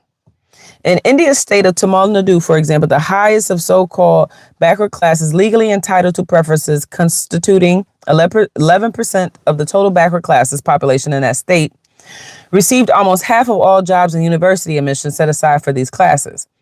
In Malaysia, where there are preferences for the indigenous, sons of the soil majority, Malay students whose families were in the top 17% of the income distribution received just over half of all scholarships awarded to Malays. In Sri Lanka, preferential university admissions for people from backward regions of the country appear likewise to have benefited primarily students from affluent families in those regions. Would you look at that? This is in Sri Lanka. Similar to what's happening here in the United States. This should hardly be surprising, nor is it necessarily a matter of corruption. Preferential access to education or jobs is just one factor in getting the education or the job. Obviously, those people who have more of the other factors required are better able to turn preferential access into actual success. Pre-existing prosperity provides more of those other factors. Basically saying you are well off in other areas, so you having preferential treatment will increase the likelihood of this actually resulting in success versus someone gaining preferential treatment, but they lack in every other aspect. The likelihood of them succeeding, slim to none. And that's when you end up with the exceptions to the rules, the Jay-Z's to the Tierras. You see what I'm saying? Those American minority business owners who participate in the preferential programs called businesses set-asides under Section 8. Now, I got to rewind this because people always want to talk about Section 8 as it applies to individuals, more so Black people. But listen to this. Those American minority business owners who participate in the preferential program called business set-asides under Section 8 of the Small Business Act average a personal net worth that is not only higher than the average net worth of the groups they come from, but also higher than the average personal net worth of Americans in general. That's Section 8. Let me read that again, so just in case you didn't understand it. Section 8. What is it? I'm over here. Making notes. Those American minority business owners who participate in the preferential program called business set aside under Section 8 of the Small Business Act average a personal net worth that is not only higher. So these people who are benefiting off of Section 8 housing, these small business owners who are utilizing Section 8 housing, not only are their personal net worth higher than the average net worth of the groups that they come from, but their net worth is also higher than the average personal net worth of Americans in general. So if you are utilizing Section 8 as a business owner, your personal net worth is higher not only than the average person that is within your cultural group, but your net worth is higher than the average American. And this is just from a business owner using Section 8. When most people think of Section 8, they think of individuals, literal Black people applying for government assistance, which basically means like, okay, you don't have to pay for your rent or your utilities bills. It's covered through Section 8, the Small Business Act coverage. Overlooking the fact that I could be an individual all I want, and I could go to the welfare building all I want and apply for Section 8 housing. If there isn't a property owner out here who owns properties and they have applied for Small Business Act coverage under Section 8, subsection A, then I can't utilize that benefit. So that means that the person, that real estate owner, that person who owns that property, that business owner, they have to have Section 8 coverage in order for that individual to utilize any coverage in their property, on their property.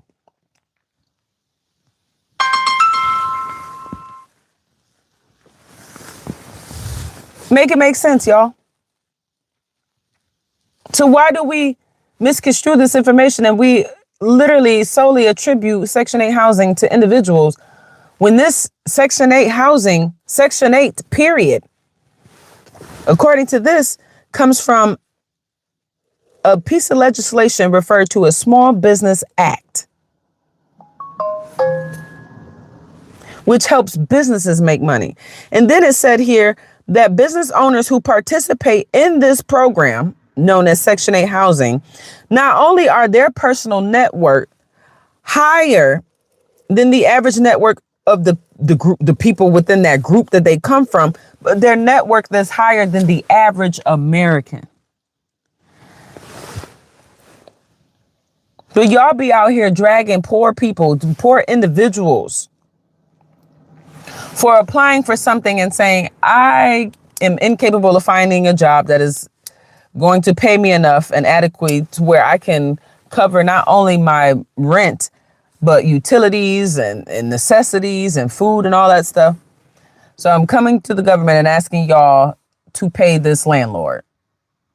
And that landlord has to go to the government and says, this property, I will accept government payment. I don't mind housing poor people as long as you pay me for them to be here.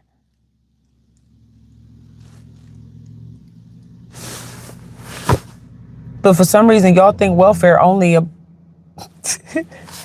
benefits poor people. Welfare, just like any form of government assistance, subsidies, affirmative action, DEI, these programs that y'all have developed these negative stigmas to, these negative connotations to, right? And y'all negatively attribute it to poor people.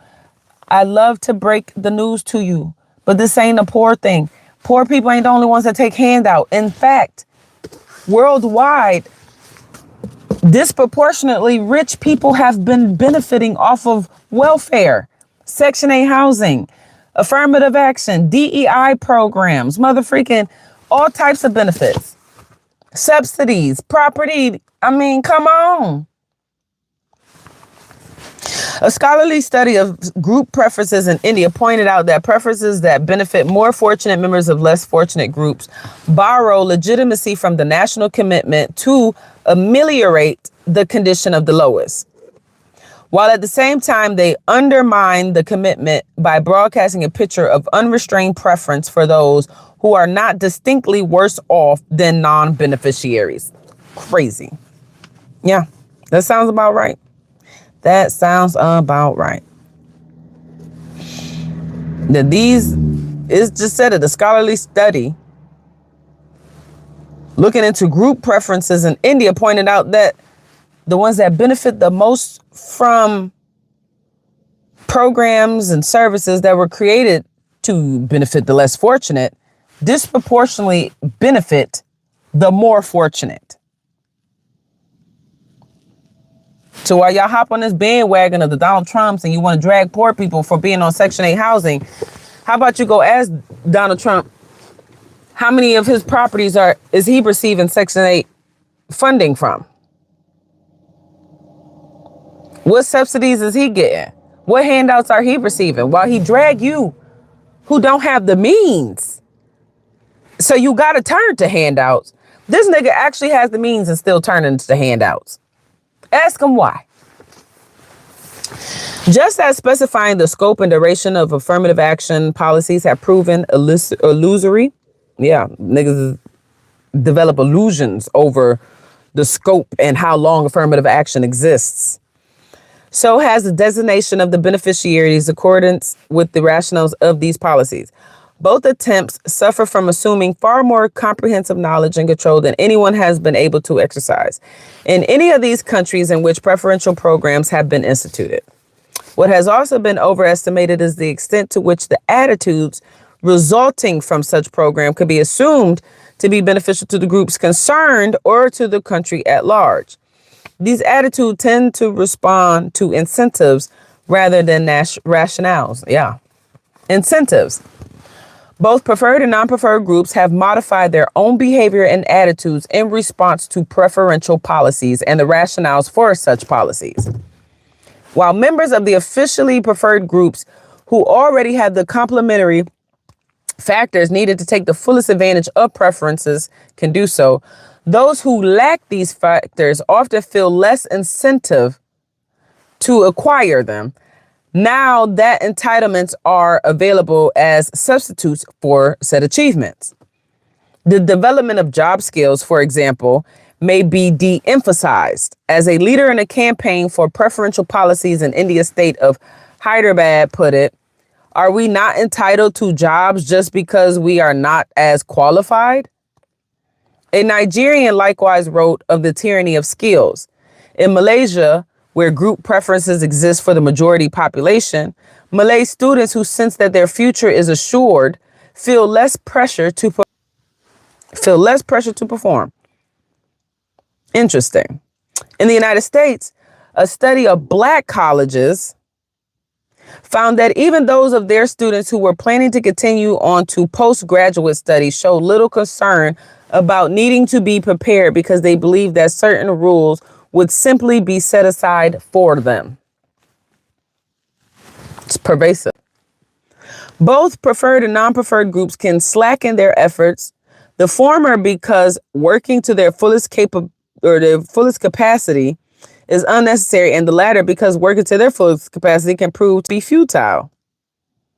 After Jamaica gained its independence from British rule, many whites living there no longer bothered to compete for public office because they felt that the day of the Black man had come and questioned why they had to make the effort if the coveted job or the national honor would go to the Blacks, despite their qualifications. While affirmative action policies are often thought of by advocates and critics alike as a transfer of benefits from one group to another, there can also be net losses of benefits when both groups do less than their best. So this is just it's kind of like when you see people go to their job, right? They know they about to get a check. People want that check, but then they put little effort towards it because they like, it ain't like I'm going to be promoted anytime soon. So why should I go above and beyond? Why should I do anything more than the bare minimum? Why should I even do the bare minimum? What might otherwise be a zero-sum game can thus become a negative-sum game. In some countries, complete physical withdrawal from the country by those in non-preferred groups have occurred in the wake of preferential policies, which reduced their prospects. The exodus of Chinese from Malaysia, Indians from Fiji, Russians from Central Asia, Jews from much of pre-war Europe, and Huguenots from 17th century France, in response to discrimination, drained all these countries of much needed skills and talents. In short, preferential policies represent not simply a transfer of benefits from one group to another, but can also represent a net loss, as both groups respond by contributing less than they could to the society as a whole. Not all incentives are economic or even tangible. Honors are among the most powerful of incentives in many situations, especially where dangers and death must be faced, where money is less effective than a sense of honor, as in the military. Nigga, no. When I was in the military, yeah, you gonna get some integrity, but nigga, I want my check. Pay me, nigga. And then you get out, and then they fight you talking about your stuff ain't service connected. How? You been tearing up my body before I even got in the Marine Corps. I was in the stupid pulley functions and y'all was tearing me up.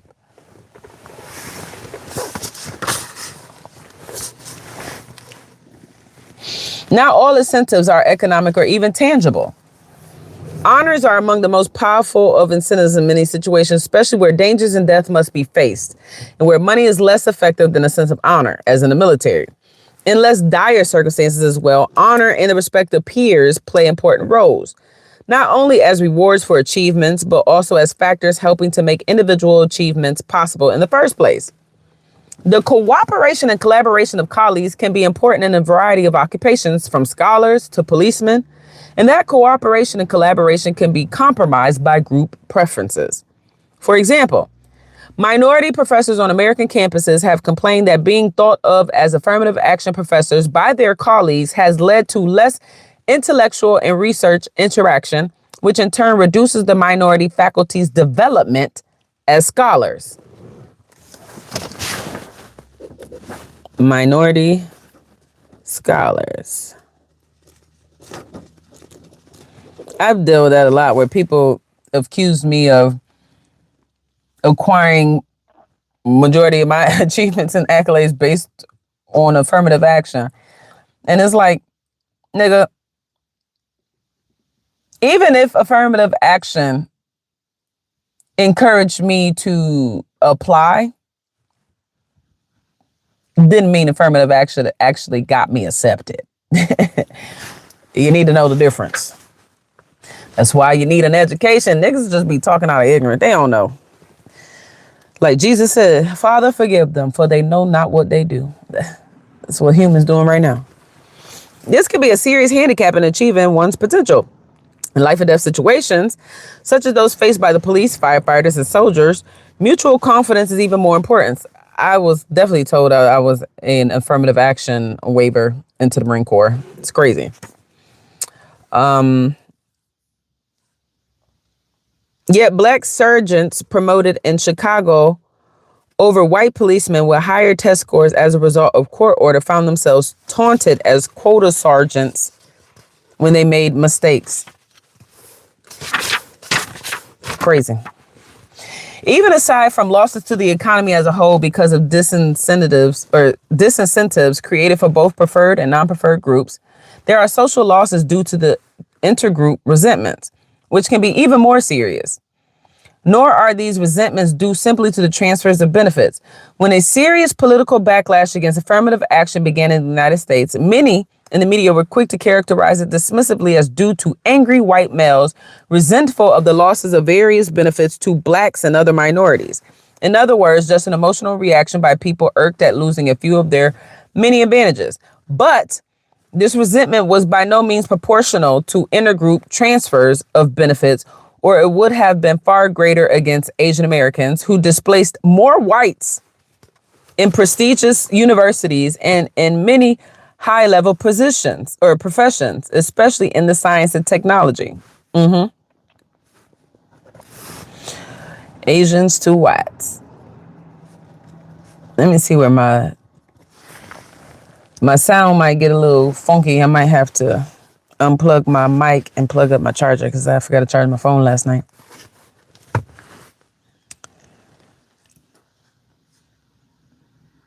The outstanding academic and other achievements of Asian Americans were widely recognized and widely respected. It was not the intergroup transfer of benefits that was resented, but the basis for those transfers. Among Americans especially, the idea that some are to be treated as more equal than others is galling.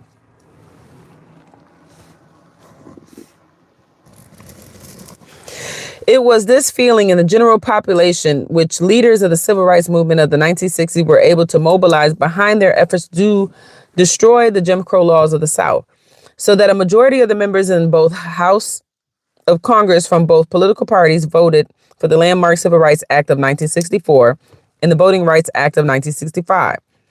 It was the same American resentment of special privilege which responded so strongly to the historic words of Reverend Martin Luther King Jr. at the Lincoln Memorial in 1963, that his dream was of a country where people would be judged not by the color of their skin, but by the content of their character. It was after the civil rights movement itself began to move away from this concept of equal treatment of all individuals and toward the concept of equalized outcomes for groups. So they moved away from equal treatment of all groups toward equalized outcomes. So they was like, F the treatment, we just gonna give y'all the same outcome.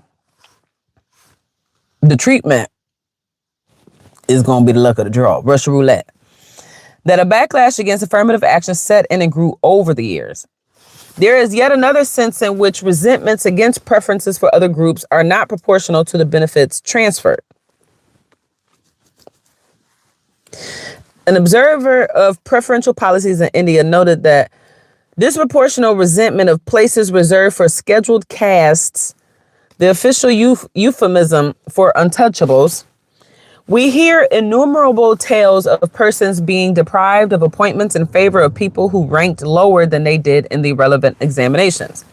No doubt this does happen, but if all these people were in fact paying the price for appointments to scheduled castes, there would be more scheduled caste persons appointed than there actually are.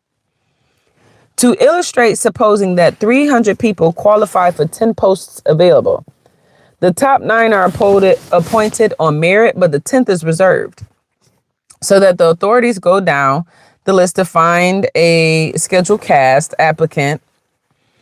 They find one at 140 and he is appointed, whereupon all 131 between him and the merit list feel aggrieved. He has not taken 131 posts.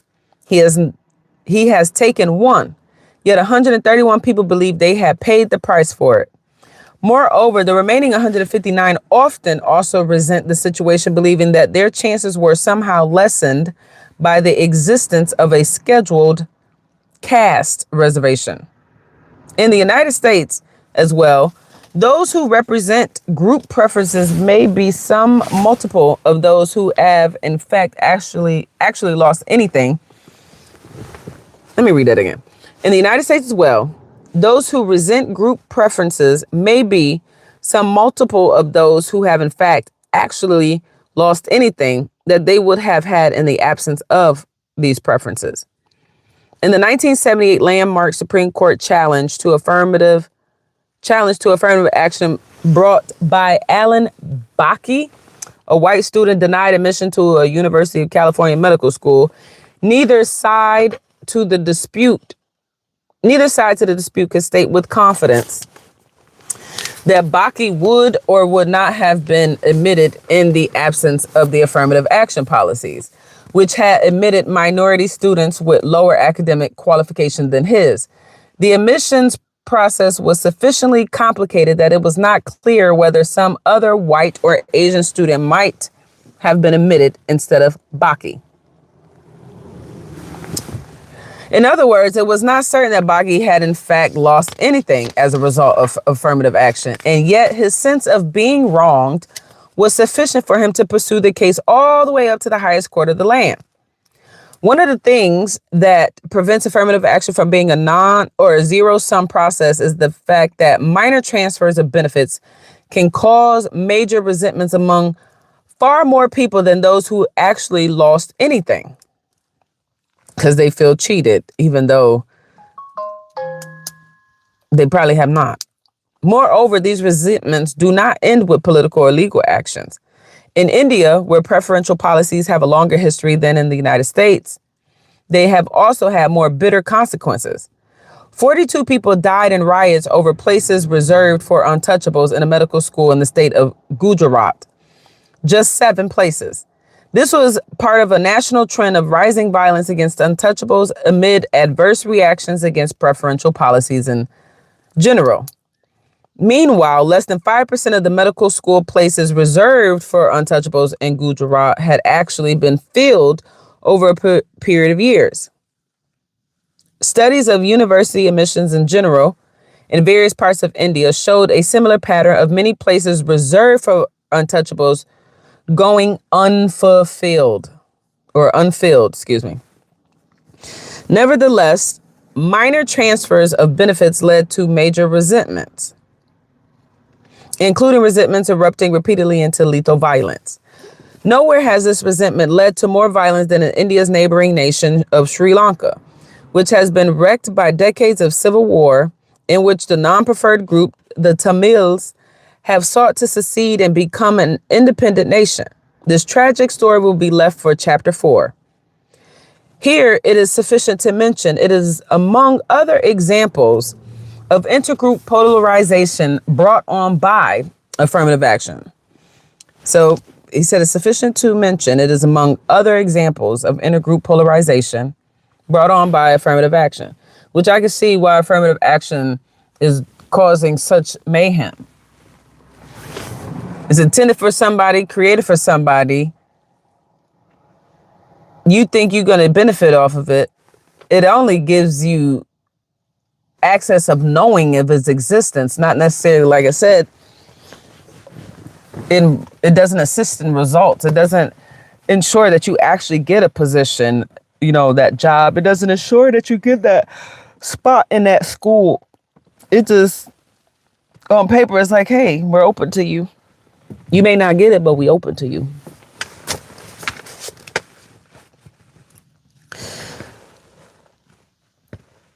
It is clear that affirmative action in Sri Lanka has not been a zero-sum process.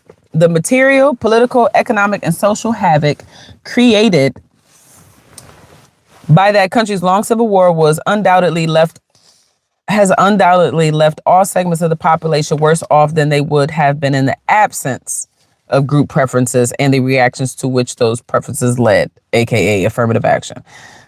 Basically saying that people probably would have been a little bit better than they would have been if this wasn't implemented.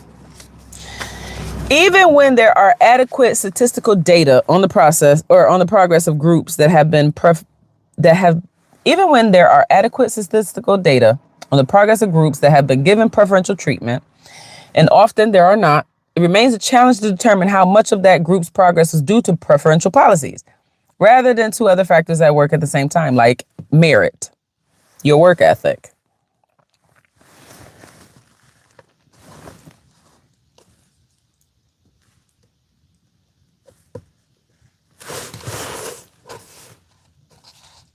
Sorry, y'all, I was over here rereading something. And often there are not. It remains a challenge to determine how much of that progress was due to preferential policies rather than to other factors at work at the same time. Simple before and after comparisons will not do, as that would be assuming that nothing else had changed, when in fact, the very dynamics of establishing affirmative action programs often reflect changes that were already underway before group preferences began. Seldom is there a stationary situation to which a given change is added. Often, it was precisely the rise of newly educated and upwardly mobile groups which led to demands of preferential policy. So it's basically saying like, hey, It's these, we need to accommodate the new demands. We got newly educated groups of people. We got, people moving upwards in the social realm. They getting paid a little bit more. They are slightly more educated than they were a couple of years back. So because of that, they're saying that this had led to the demands for preferential policies to make it a more fair ground for the people who did not have that access. Often it was precisely the rise of newly educated and upwardly mobile groups which led to demands for preferential policies. A study in Bombay, for example, found a marked advancement of this is an interestingly spelled word, Maharashtrians. Maharashtrians occurred prior to the stringent policy measures adopted by the state government to promote preferential hiring of indigenous Maharashtrians. In part, this reflected a prior enormous growth in school enrollments in Maharashtra and a rapid expansion in college enrollment, also prior to preferences. So, AKA their version of affirmative action. In Malaysia as well, the number of children attending the government secondary schools increased by 73% in just 5 years, immediately following the new economic policy, which expanded preferences, aka affirmative actions, and quotas for Malay folk. In Sri Lanka, likewise, there was a rapid expansion of educational opportunities in the Sinhalese areas after independence and before demands for preferential treatment of the Sinhalese. A similar growth of an indigenous newly educated class in Poland, the Czechoslovakia. Oh, this is the first time I've ever seen that word. I've always heard it, Czechoslovakia and Lithuania, but I never see it. During the years between the two world wars led to demands for preferential policy in the form of group quotas. So in Poland, they also had preferential policies, aka affirmative action, in order to relieve them from having to compete on an equal plane with Jews. I'm going to say that over since I butchered it. A similar growth of an indigenous newly educated class in Poland, Czechoslovakia,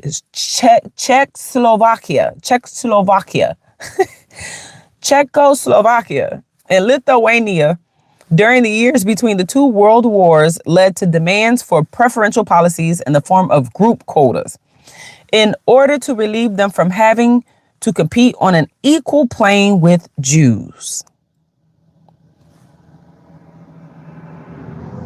Sounds like welfare, right? Handout in Poland to Polish people to make them more equal to Jews, aka Ashkenazi Jews, aka German folk that are currently residing in Israel. Let's continue. Who, remember, equal plane with Jews, who were already educated, experienced, and established in their positions to which the newly educated classes were aspiring, meaning they trying to get where the Jews is at. Okay. Likewise, in Nigeria, oh my gosh, this is a country in a completely different location. It's in Africa. It was the recent growth of an educated class in the North Africa, that led to the demands for preferential policies. Oh my goodness.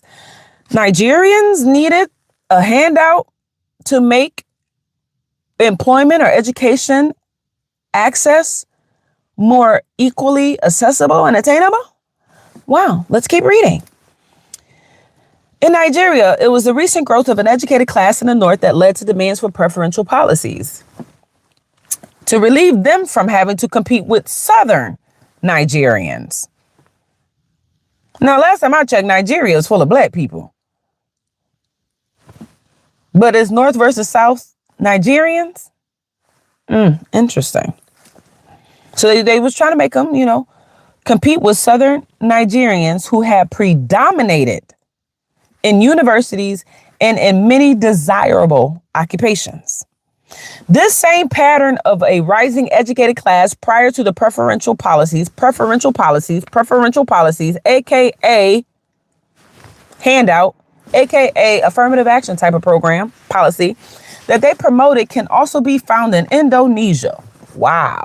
We done moved to a whole nother motherfucking country. We done went from Poland to motherfreaking Indonesia and Nigeria. And then earlier they mentioned Canada, China, Poland again.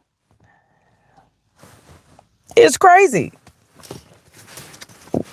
Let me go back just because y'all forgot, because this was just in the first 2 pages. They mentioned the United States of America, Sri Lanka, Nigeria, Malaysia, and Indonesia, motherfreaking India, Israel, China, Australia, Brazil, Fiji, Canada, Pakistan, New Zealand, and the Soviet Union and its successor states. Damn, this really is looking like all over the world. Got handouts. But yet, niggas want to make it seem like handouts of welfare is solely associated with Americans and black at that.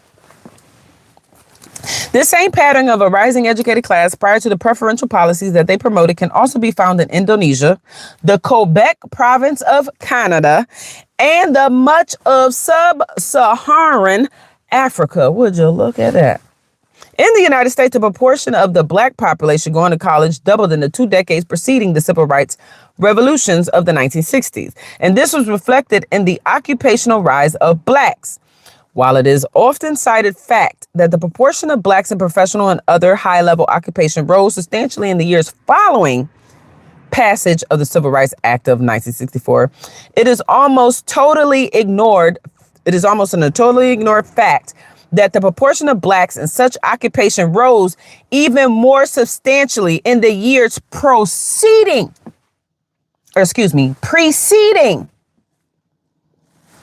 the passage of the Civil Rights Act of 1964. So you niggas that be out here trying to make it seem like black people wasn't motherfreaking advancing in society until affirmative action came out, nigga, y'all lie, because that's what it says right here. The proportion of blacks in such occupation rose even more substantially in the years preceding passage of the Civil Rights Act. So this means that they did this before affirmative action. Before affirmative action. Let me write this down. Black folk. You know I love arguing black facts, especially to the ignorant. Let's continue. Where am I at, battery? 9%? Okay. It's all right, because we almost done, y'all. We almost finished with chapter 1. Dramatic progress was also evident during the same decades in the lower socioeconomic levels of the American black population. Dramatic progress was also evident during these same decades in the lower socioeconomic levels of the American black population. Because some of y'all niggas really think that black people was out here thriving and vibing with motherfucking affirmative action. And we was out here kicking and making before it. But let's go. The percentage of black families with income below the official poverty line fell from 87% in 1940 to 47% by 1960, before the Civil Rights Act of 1964. All of this before the civil rights legislation of that decade, much less the affirmative action policies of the 1970s. Lord Jesus.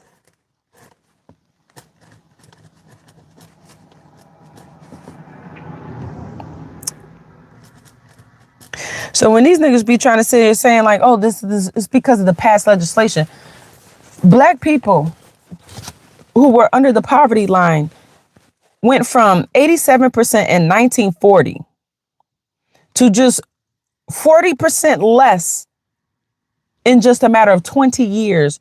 And that was without any legislation. Let me read this line. The percentage of black families with income below the official poverty line fell from 87% in 1940 to 47% by 1960. All of which is before civil rights legislation was passed. Black people know the secret sauce. Because we lowered motherfreaking poverty and unemployment before they even passed any legislation that was supposed to help give us access to job and education opportunities. But you let these niggas tell it, affirmative action is what helped get black people. Nigga, this Thomas Sowell. The same Thomas Sowell that a bunch of racist conservative folk, Republican folk been telling me, you need to read Thomas Sowell. You need to embrace his mindset. Well, baby, this man he's telling me stuff that I already knew. He's just confirming stuff that I already knew. That Black families with income below the official poverty line fell from 87% in 1940 to 47% by 1960, which is 4 years before the Civil Rights Act was passed, which was way before affirmative action came into play. So who did affirmative action really benefit? Because it ain't Black people, when Black people since 1960 to now is still disproportionately outnumbered in professional jobs, in political spaces. I mean, where it matters, where the good paying jobs. You look at these state and federal jobs. It's mostly held by white people. Even in motherfucking cities that has been deemed urban. Make it make sense. I've been telling y'all, white people have been benefiting off of affirmative action since it came into play in large bulges. And then second to them is the white adjacents, the Asians. You know, them international folk that come over here trying to get a little shum and they come over here with a little money. But affirmative action, welfare, handouts mostly benefit white people, and then it disproportionately benefit the rich. It's crazy. But let's continue. Between 1960 and 1970, the poverty rate amongst Black families dropped an additional 17%. And after the decade of the 1970s, in which affirmative action was established, the poverty rate among Black fell 1 additional percentage point. This striking difference between the political myth and the economic reality has many implications. Yes, it does. Among them is that what might otherwise be seen as a remarkable achievement by Black Americans is instead seen as an example of government beneficence and largesse, and a reason why affirmative action is an absolute necessity for Black advancement. Lord Jesus, Thomas Sowell, you took the words and just motherfucker decorated them and then delivered them so intelligently. Brother, yes, among them is what might otherwise be seen as a remarkable achievement. Black people lowered the poverty rates before affirmative action came into play, before civil rights came into play. Yet Black Americans is instead seen as an example of government beneficence, as if we benefit from government handouts, and that like affirmative action is the reason for Black advancement. No, nigga. No.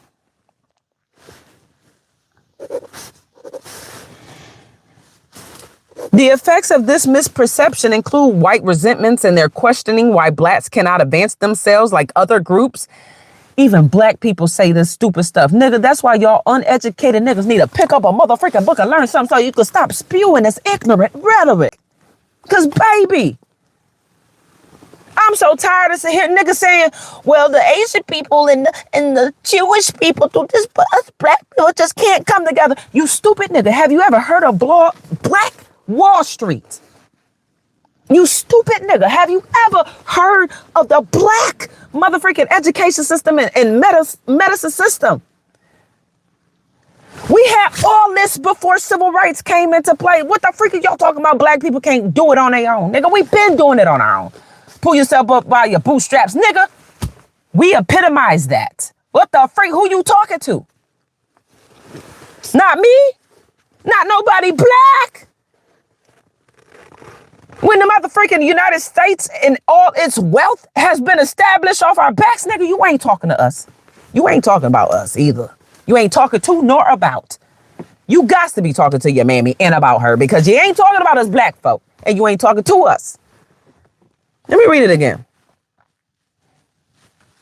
Among them is that what might otherwise be seen as a remarkable achievement by Black Americans is instead seen as an example of government beneficence and largesse, and a reason why affirmative action is an absolute necessity for Black advancement.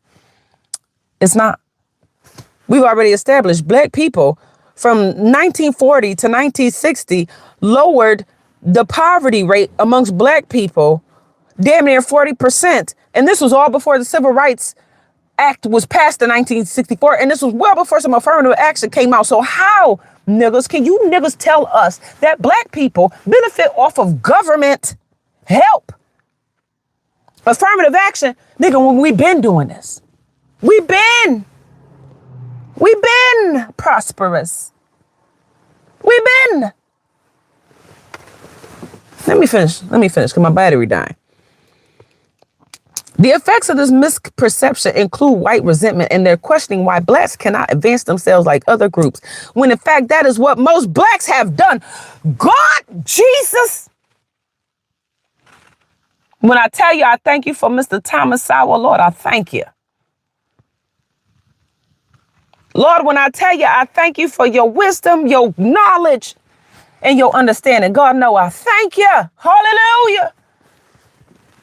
Tell him again, Mr. Thomas. The effects of the misperception include white resentments, and they're questioning why blacks cannot advance themselves, including black people questioning it, like other groups, when in fact that is what most blacks have done and been motherfreaking doing. You niggas better get an education. God's people are perishing for a lack of knowledge. What are you doing? You out here perishing for free. Nigga, pick a book up. Let's continue. Incidentally, it is an equally ignored fact that the incomes of Asian Americans and Mexican Americans also rose substantially, both absolutely and relative to that of the general population. In the years preceding passage of the Civil Rights Act of 1964, preceding means before. That's why you niggas need to read and make sure you got a dictionary by y'all, because a lot of y'all be using words out of context, okay? Preceding means before.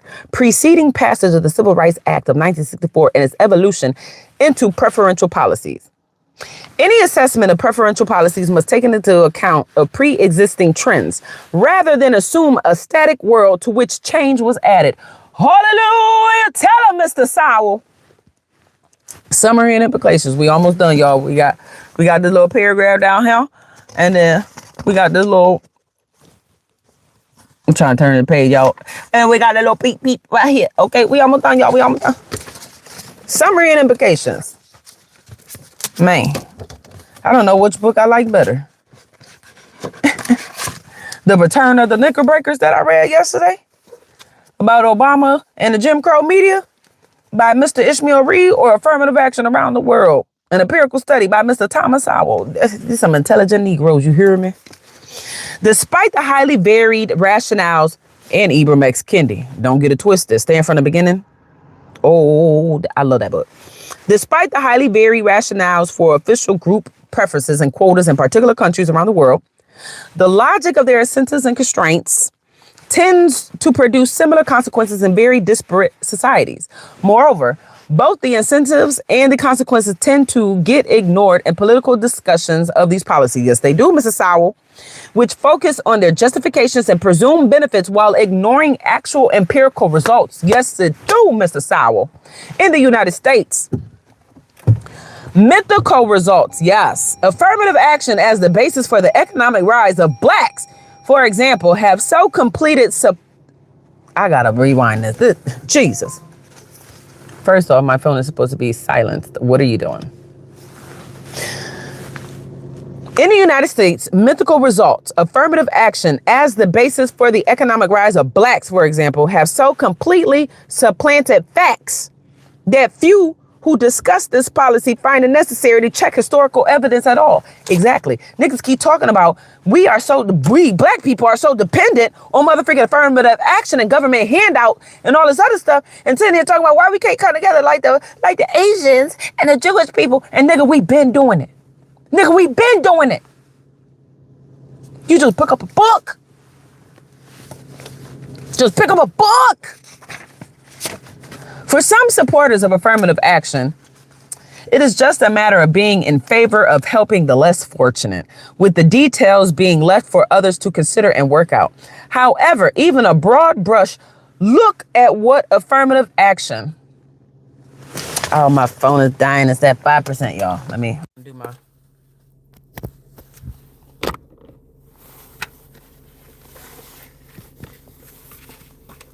The audio about to get ugly. However, even a broad brush look at what affirmative action programs have actually done in various countries, revealed that a failure to achieve their goals may be the least of the problems created by these programs. Hallelujah. Poisonous intergroup relations and real dangers to the fabric of society have also been produced by affirmative action in some countries. Hallelujah. Poisonous intergroup relations. Yes, huh? Where you really got people feuding. Oh, you got this because of me. You got this because I lost this because of you. That should become painfully clear when we look at the details in the chapters that follow. Lord, I thank you for knowledge, wisdom, and understanding. God, I thank you for blessing me with the ability to purchase a book and to read. I thank you for dispelling ignorance in my mind. Lord, I thank you. And I encourage y'all to comment. Share this motherfucking video. You ain't even got to comment. Just like and share it. Help me get this into the algorithm because y'all need some education. We need some education, y'all. God's people are perishing for lack of knowledge. But do know this. Take this with you all the way to the bank and back. Jesus loves you and so do I. I love you. God bless and peace.